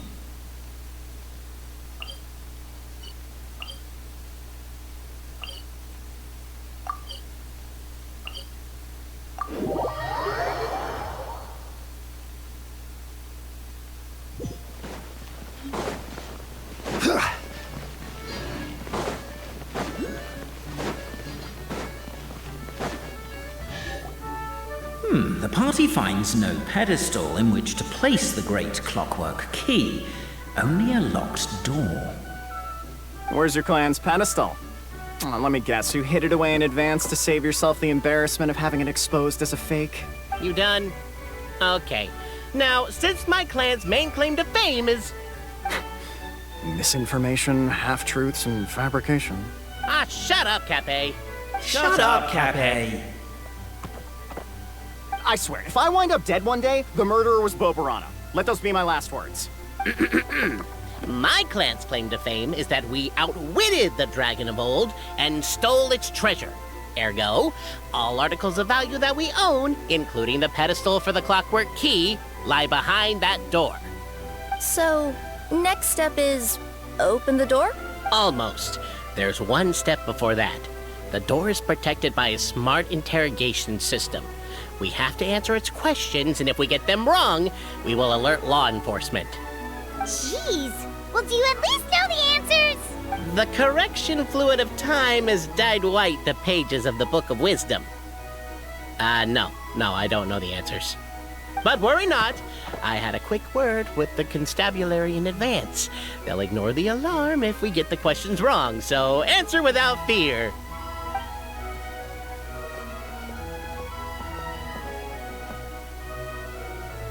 Question 1. Who is it?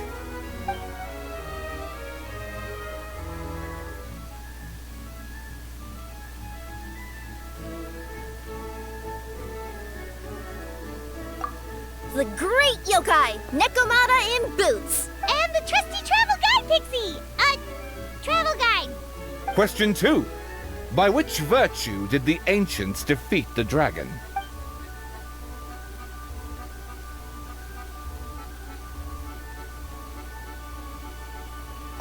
No, don't say that. Even though the writings you saw do prove that bravery has its uses.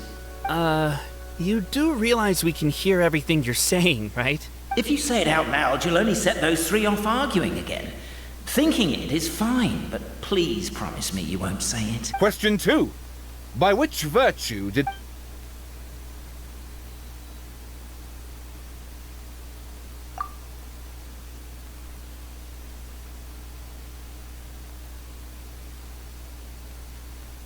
If this is the right answer, I swear I'll... Correct! What? A barefaced lie. So low. Question 3. Which is more real? The fiction of the outside world, or the truth of this world?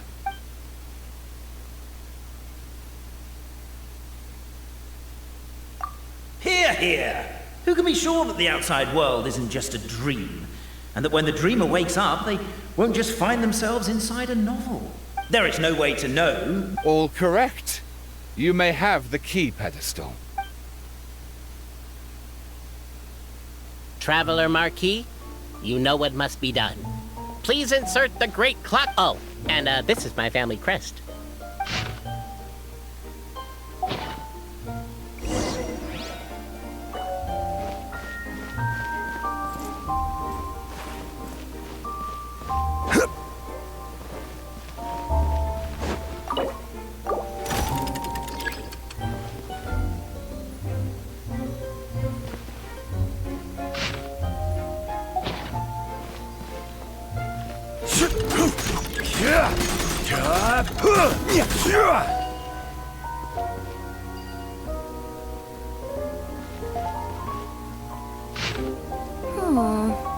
Do we really need this one?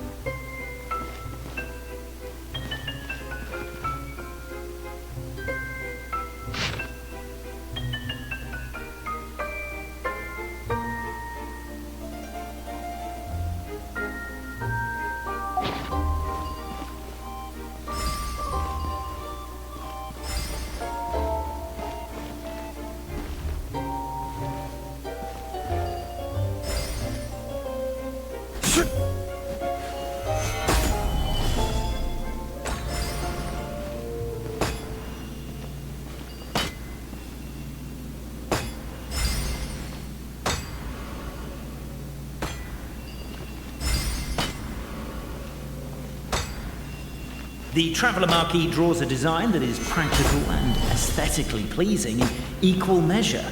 One thing it is not, however, is correct. I think you should take another look at Bobarano's family crest and have another go.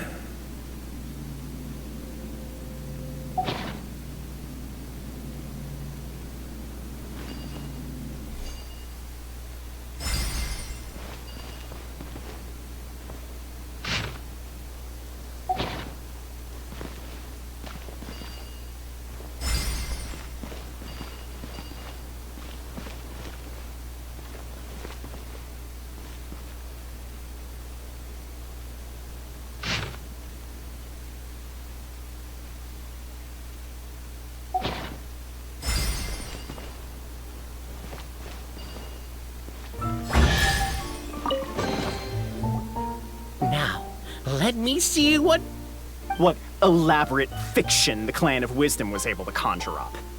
If anyone's listening, I would like to submit these as my last words. I surrender. I'm the one who murdered Cappe.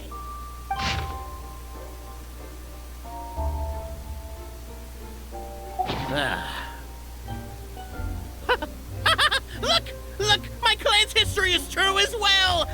There's that same unforgeable signature again, right here! What? Oh, does this mean that my clan is the only odd one out? Given that my clan's wisdom is such a subject of ridicule in your eyes, I will now appeal to my own personal intelligence, which I believe far surpasses that of my clan at large, and make a prediction.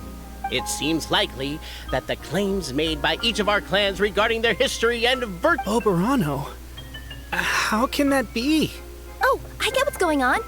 Once, when I was drinking with Gujiyai, she bet me a round of dried fish that I couldn't guess which cup the umeboshi was under. Whichever one I guessed, I was always wrong, and Gujiyai would lift a different cup to reveal the umeboshi. But then, I learned later from one of the shrine maidens, Miyuki, that all of the cups had an umeboshi under them. Just goes to show, I still got a long way to go before I become a great yokai. Oh, don't mind Fox Lady. That's just her way of teasing you. Actually, that reminds me. We can now open these 3 treasure chests. And unlike the guessing game you mentioned, this one's not a trick. Cool. Well, once you've plundered the last of Bobarano's family wealth, we can go to my clan's place. Guess I'll take the clockwork key again then. Yoink!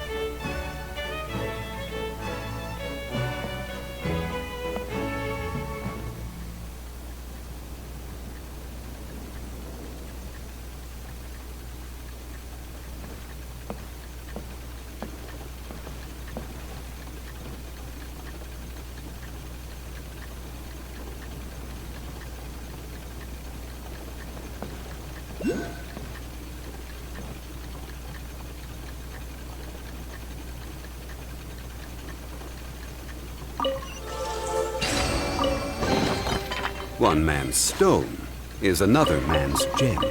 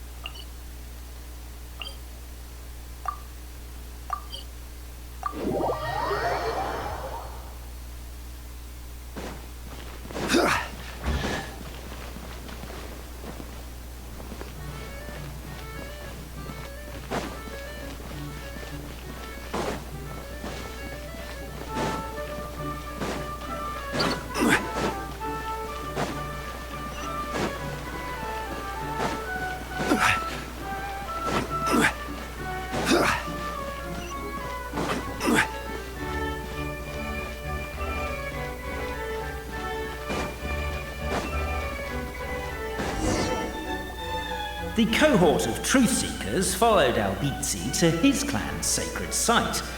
They arrived to the site of a giant guard towering over them. Up ahead is my clan's gigantified guard. He can be a little pig-headed, and he's incredibly strong. Your weapons won't even scratch him. Wait, but wasn't Kappe's clan the one that's all about strength? So, what do you guys believe in then? Oh, the guard is one of Kappe's people. Size is a coveted trait in the clan of strength, after all. Mine is the clan of empathy, and our key contribution is growth serum. What's empathetic about that? Our ancestors believed that, just maybe, the dragon of old didn't mean us any harm at all. Perhaps the dragon simply didn't notice us, since we are so very tiny. So, they drank the growth serum and grew even larger than the dragon. Then, they set the dragon down, calmly explained their perspective, and eventually taught it how to empathize.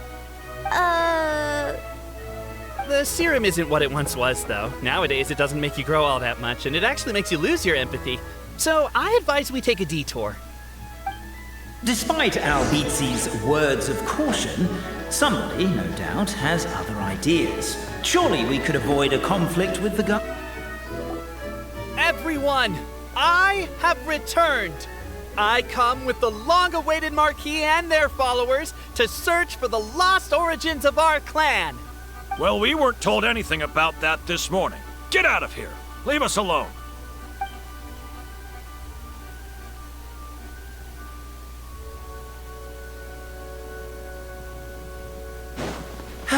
You and Albizzi only wanted to strike up a conversation with the guard. But since greeting you wasn't one of the items included in today's schedule, Why is my own clan treating me like a villain? You've been away too long. We all have. Feels like we've been waiting forever. Over here! I found it! We should be getting close. Why is this place so full of junk? Are you the kind of people who never throw away the box when you buy something because you're worried you won't be able to return it without the original packaging? We'll never... Never mind that. We have a more pressing issue. It seems there's a slight problem with my clan's family crest. The Marquis may need to utilize their wisdom to solve the issue.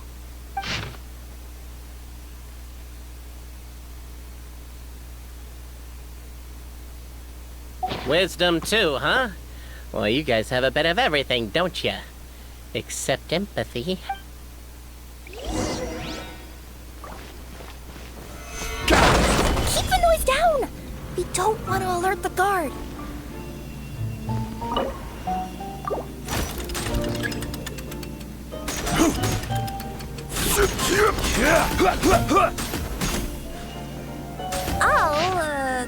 I'll go keep watch.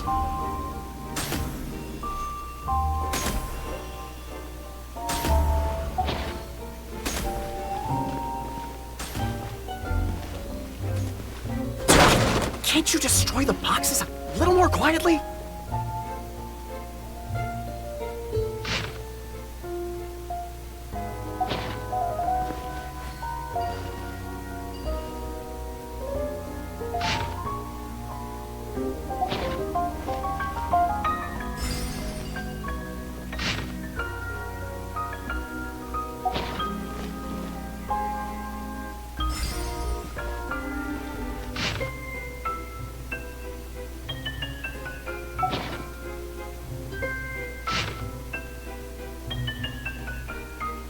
Apparently that was incorrect. But don't blame yourself, it's Albizi's clan's fault for taking terrible care of their family crest. How could they let something so important get so dirty?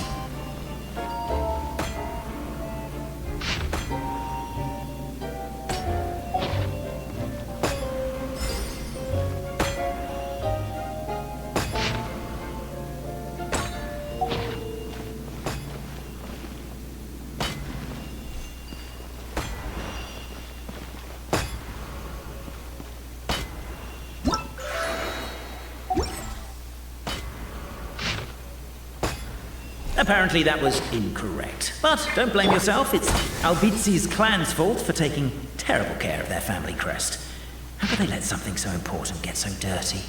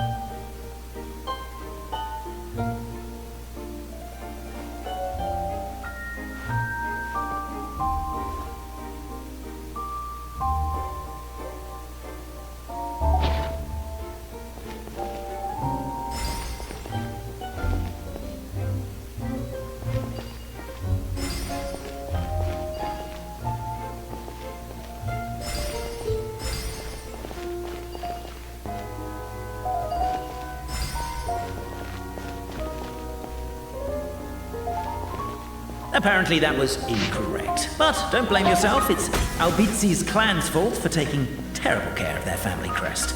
How could they let something so important get so dirty?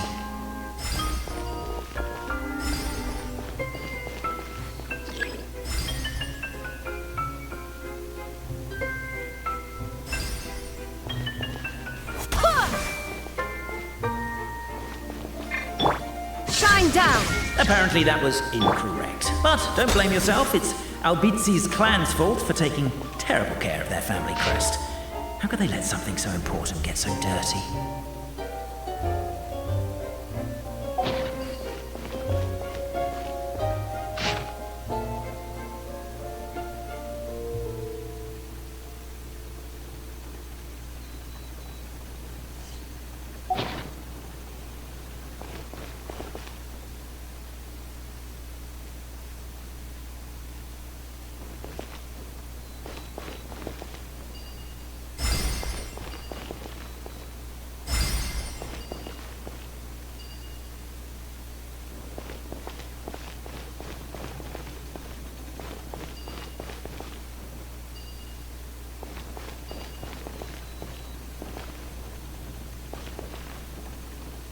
Apparently that was incorrect. But don't blame yourself, it's Albizi's clan's fault for taking terrible care of their family crest.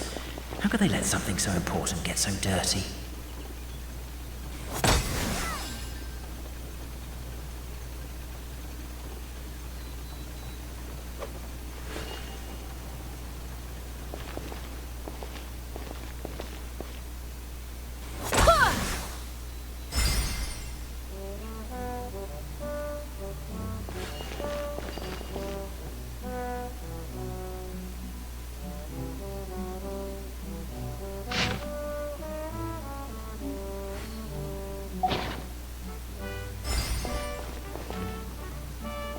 Apparently that was incorrect. But don't blame yourself, it's Albizi's clan's fault for taking terrible care of their family crest. How could they let something so important get so dirty?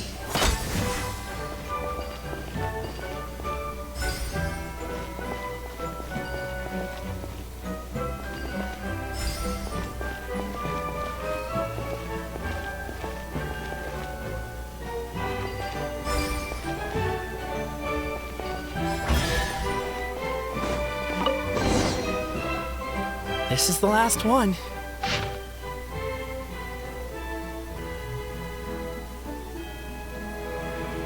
The signature. So it's true.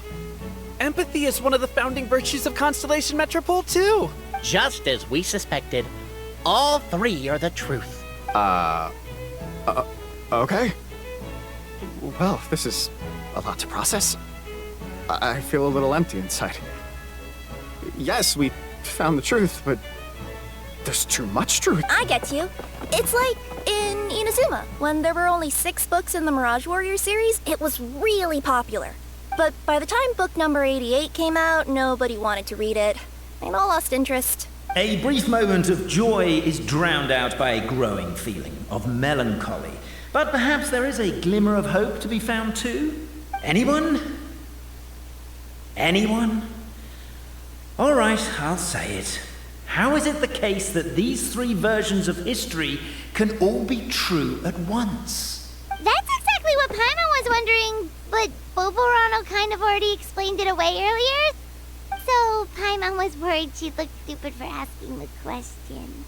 It's not a stupid question at all, my dear little pixie.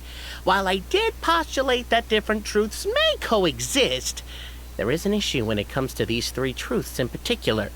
The problem is, all 3 truths are the history of the exact same thing, namely the dragon and the Metropole's origins. Yet all 3 bear the signature, showing that they're genuine.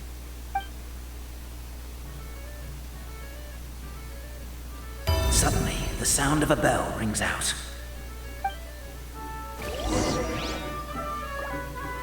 The bell! It rang once! What does that mean again? Ah, yes! Highest level of emergency! Everyone, to the main entrance! Stat! Bring all the glue traps and place them outside the gates! The whole city is on the lookout, and there's only one way out. It's the path right in front of you.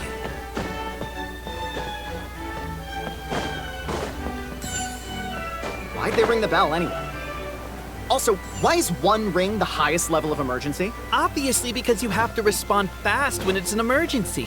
It'd be a bit too late if they waited till the 99th ring.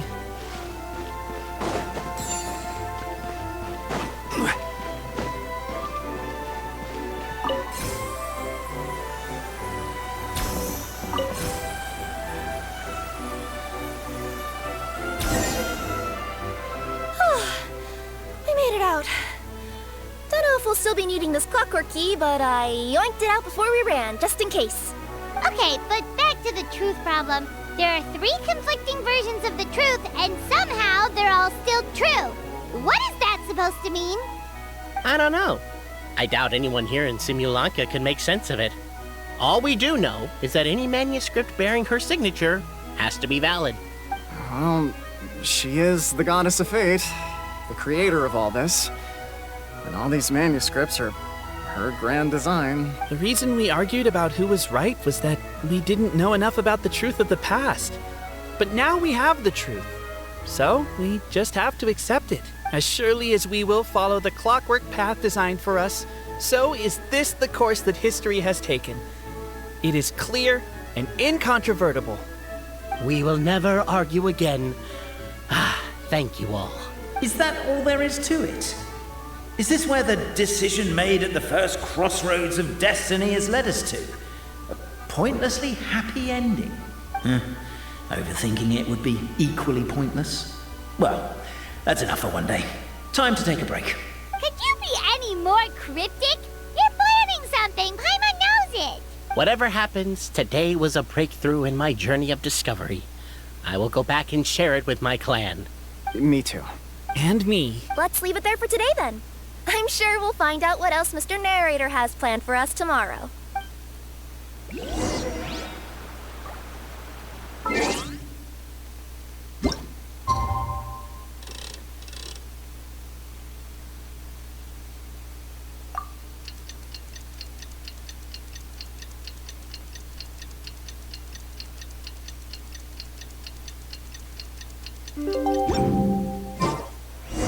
What a beautiful day, thought the traveler.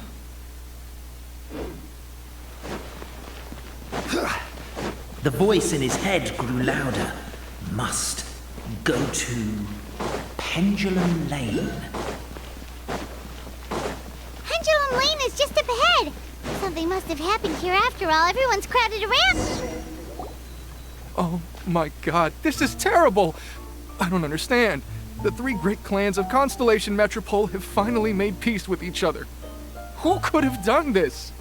What happened? Oh no, someone's lying on the ground. Cappe! How did this happen? Captain, you idiot! Wake up!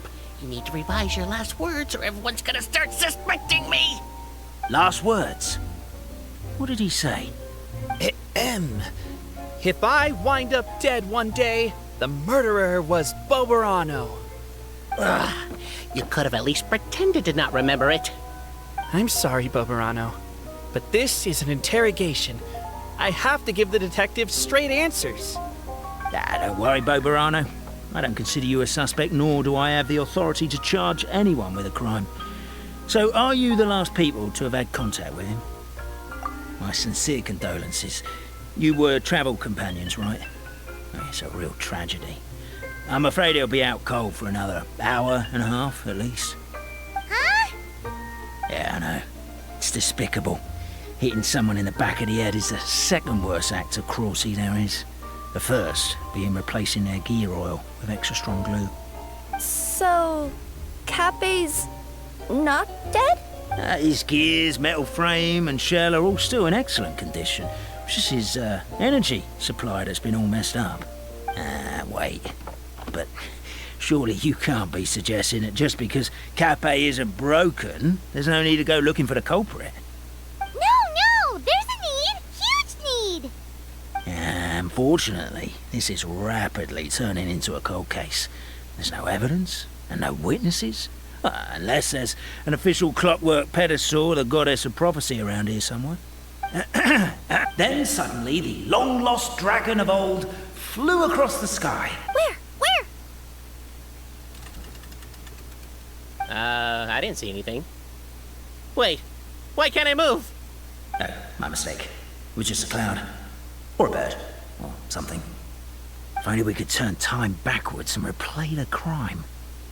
Isn't that one of those, clockwork socket things right behind you? So it is. No wonder everyone here is suddenly struggling to move. Traveller, if you please, let's recreate the crime scene. The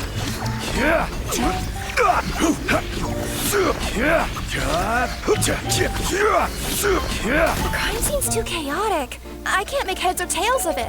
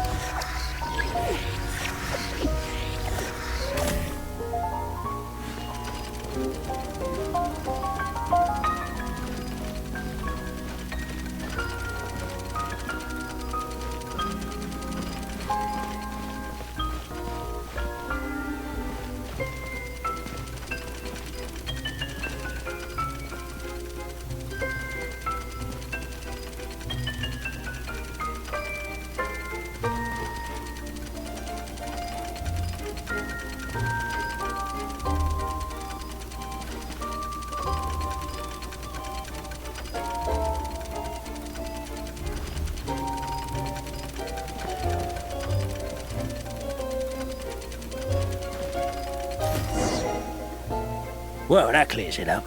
Cappe was walking along the street, and he suddenly collapsed. He was faking it. What? So case closed? Aren't you supposed to investigate a little more first? Well, we literally replayed the crime scene and saw it with our own eyes. There's no need for any evidence gathering or powers of deduction now. And besides, maybe the truth is inherently strange by nature. Like how Constellation Metropole has 3 histories, each of which is the truth. But didn't you say Cappe was struck in the back of the head and knocked unconscious? For all I know, he could have bashed his head against a toilet bowl before leaving the house, then walked here in a daze before finally passing out. As for why he might have done that, my guess is...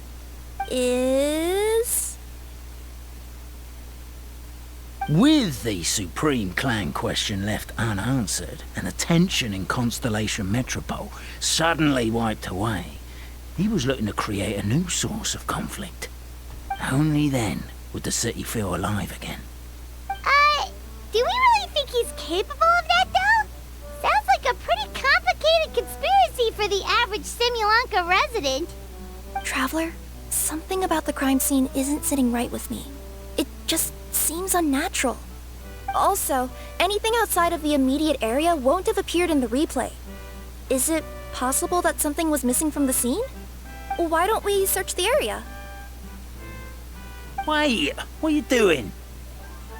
Oh, we're gonna head to Catbay's house to check the toilet bowl for signs of an impact.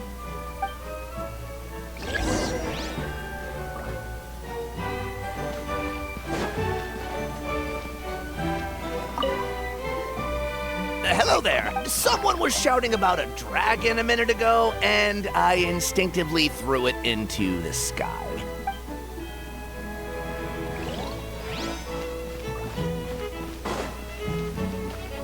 There's a spear here. It looks so mysterious. Let's take it.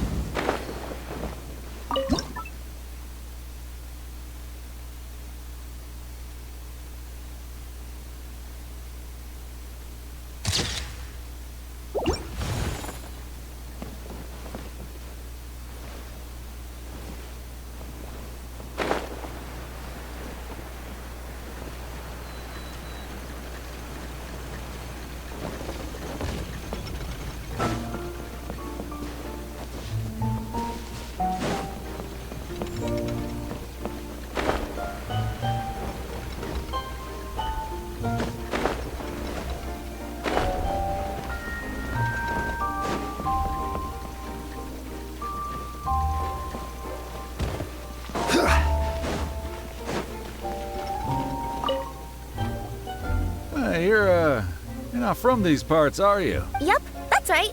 Ah, well, I was gonna offer you a great job in the Titanium mines. A safe and secure working environment.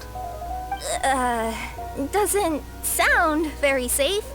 At least not as safe as being a courier. To keep the titanium ore intact, we use specially designed pickaxes that can't cut through it. Even if you struck a person with it, it wouldn't so much as leave a scratch. And in terms of labor intensity, the work has been rated as Class 2 physical labor by a reputable organization. Even cats can do it. I'm not. Never mind. I give up. Welcome to Paimon's world. Mind you, I don't know what happened today, but somehow a pickaxe has gone missing. Maybe one of the giant guards broke it down, so someone took it to perform a rapid resuscitation procedure. Sounds pretty brutal for a first aid technique. Still, a missing pickaxe. Huh. Is it just me, Traveler, or does it seem kinda suspicious?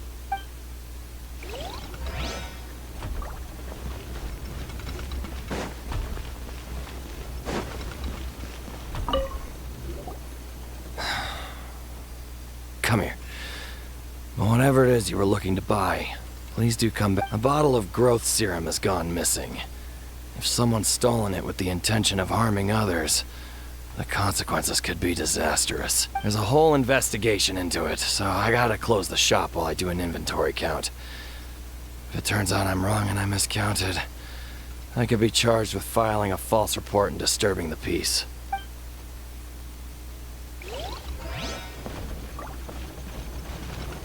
There's a strange potion bottle here. Looks so weird. Let's take it.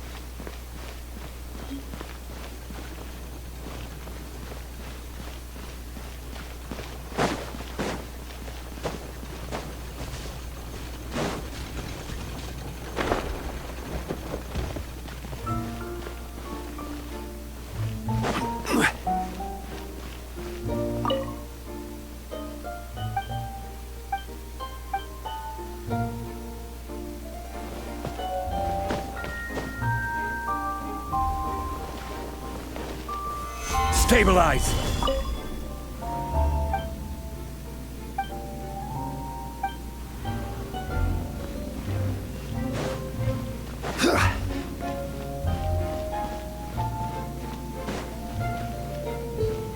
Rise!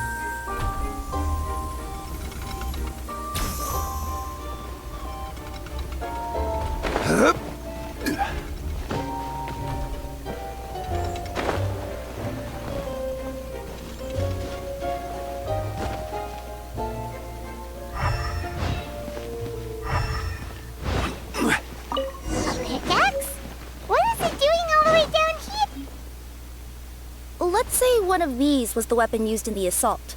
Which one do you think it is? If it was the pickaxe, Cafe sure is lucky it's not still lodged in his head. Actually, you're wrong there, Paimon. The foreman at the mine was just saying, this kind of pickaxe is designed not to damage titanium, so it couldn't cause any superficial damage to residents here. But you could probably knock someone out if you hit them hard enough, and it wouldn't leave a scratch. Let's take this back to the crime scene and replay it one more time. Ah, you're back. How was the toilet at Cape's house? Toilet? What about it? Oh, yeah, forget that. What's this about? What are you trying to say?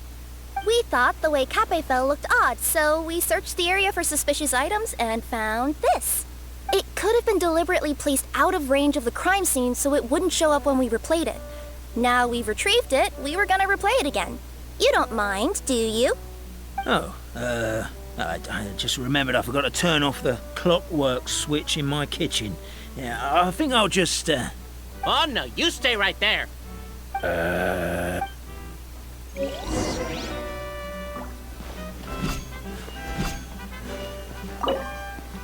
We should be good now.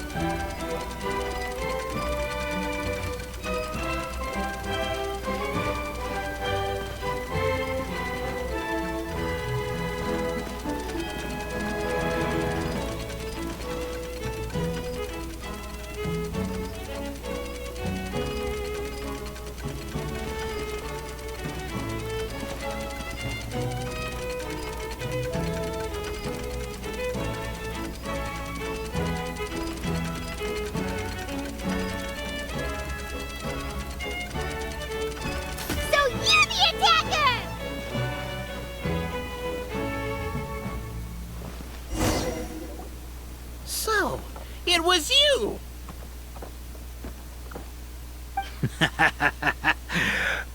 I would congratulate you for cracking the case, but since I did such an abysmal job of covering my tracks, didn't exactly have your work cut out for you. So, all I can say is... Catch me if you can!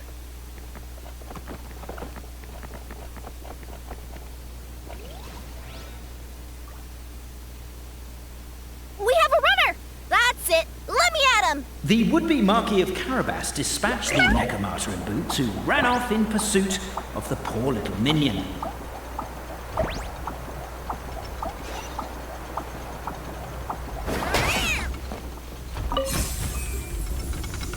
The minion's poor little lower back was protesting painfully against the intense physical activity.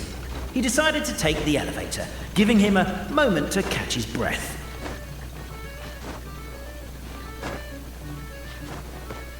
Really? His lower back asked. But the minion had no other choice. He resolved to make the jump down. By this point, the Necromancer in boots was gasping for air. The minion was huffing and puffing, even more loudly. But we'll ignore that. I'm not! Don't underestimate the gold-level courier of the Comania Express! A characteristically catty response from the Necromancer. Tell me, what do you hope to gain from bullying me? I get to let off some steam! Ha-ha! You fell into my trap!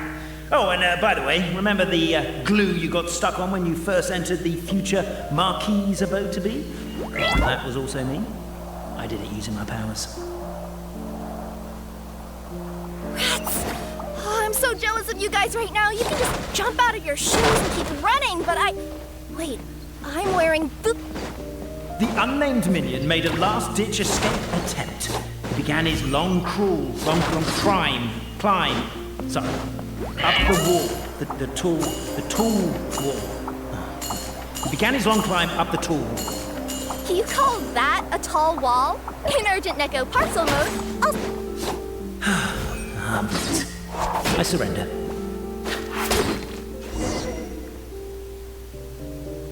You've got nowhere left to run. All right. I confess. That was fast. Getting caught by you here was a backup plan. I don't know if what I've done will make things better or not. Time to come clean. I am the narrator, the one who's been guiding you all this time. Okay, I guess my voice acting skills have some room for improvement. Anyway, I only did what I did because... Why are you suddenly spilling the beans? I poured my heart and soul into all this. I was worried you wouldn't ask. The truth is, I was one of the first conscious beings ever made by the goddess of creation. And I've known for a long time that this whole world is just a fairy tale written by the goddess of fate. I know they say that fairy tales are just made up for kids to read, but I refuse to believe that fairy tales are just fictional stories and nothing more. The reason why Constellation Metropole has 3 origin stories is that the goddess of fate wrote 3 drafts and couldn't decide which one she liked best. Then her cat trod all over them, and they all got crumpled together, so the 3 worlds just sort of folded into one. The goddess of fate was torn between them anyway, since she couldn't decide which ending was best for the dragon or the kids. So when she saw what the cat had done, she simply decided to go with all 3. Who'd have thought? But what does any of this have to do with what you did? You're not a fictional character, so you couldn't hope to understand my sorrow. Honestly, I don't think there's anyone in all of Simulanka who would every day that I experience, every interaction I have with another person. Is it really all just a work of fiction? The only reason the 3 great clans wanted to find out the truth was for the pointless task of electing the supreme clan. I thought that once they'd learned the truth, it might make them curious enough to investigate further. But as it turned out, they just accepted it and carried on living the same old lives. I have to motivate them to keep looking for answers now that they think they've learned the truth. I have to make them uncomfortable with the superficial explanation that they took at face value. And I have to figure out, once and for all, while you real people from the outside world are still here, are we real? Aww. That's my full confession. Time for you to take me back. I'm guessing I'll probably be forced to make a public apology, then sentenced to half a day in solitary confinement. I definitely deserve half a day. Oh, also, pass this message on to Cape, Bobarano, and Albizzi, if you could. The Great Clockwork Key was originally put in place jointly by the ancestors of the three clans. If the three of them had any ability to cooperate whatsoever, they'd have been able to remove it by themselves. Over all these years, not once have they ever tried removing it together. Oh, my poor child. There's one thing you've been mistaken about this whole time. Ah! Whose voice is that? Detective? Was that you? Your voice acting's actually pretty good. The reason fairy tales are suitable for children is that they help them to understand the world. Fairy tales may be works of fiction, but at their heart lies an internal logic that is undoubtedly real-world truth in a condensed form. Perhaps they simplify good and evil, and perhaps they hide the darkness in metaphors. But let there be no doubt. The world within fairy tales is as real as can be. And by extension, you and your compatriots are also real. Goddess! Is it really you? The line that separates footnotes from narrative can never be crossed. Never the two shall meet. This is why you have never heard my voice before. But now you wish to break free from the story. And there's a cat nearby, so you can hear my echo. Necromora! Just your echo? Oh, poor detective. So, we are a part of the real world too.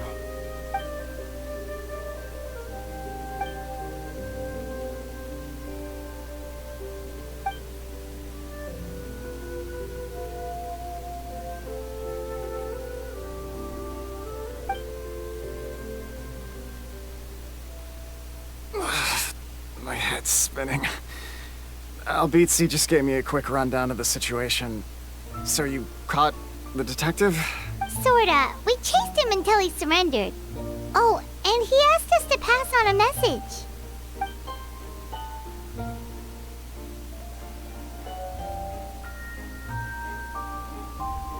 Does he really think we didn't try that? Ah, that was my bad. I thought it was a stupid idea at the time, so I didn't really exert myself. I also sort of stopped trying after 3 years. You! Never mind. I'm partly to blame as well.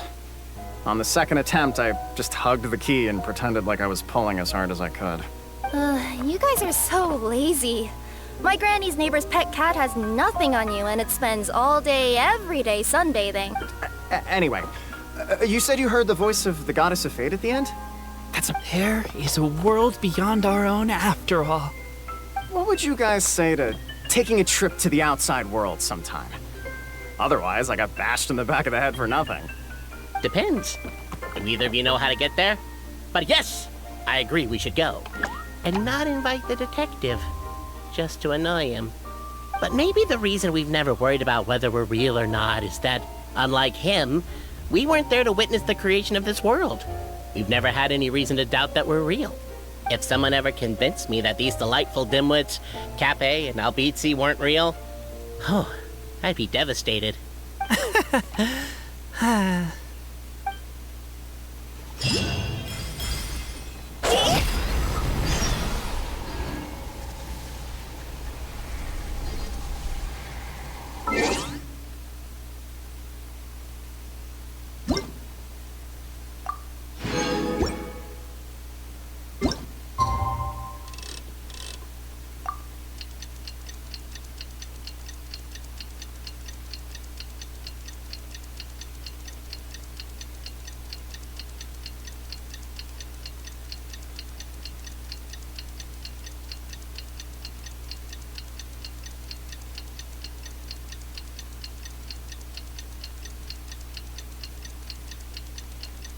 When the sun's out, bathe in sunlight.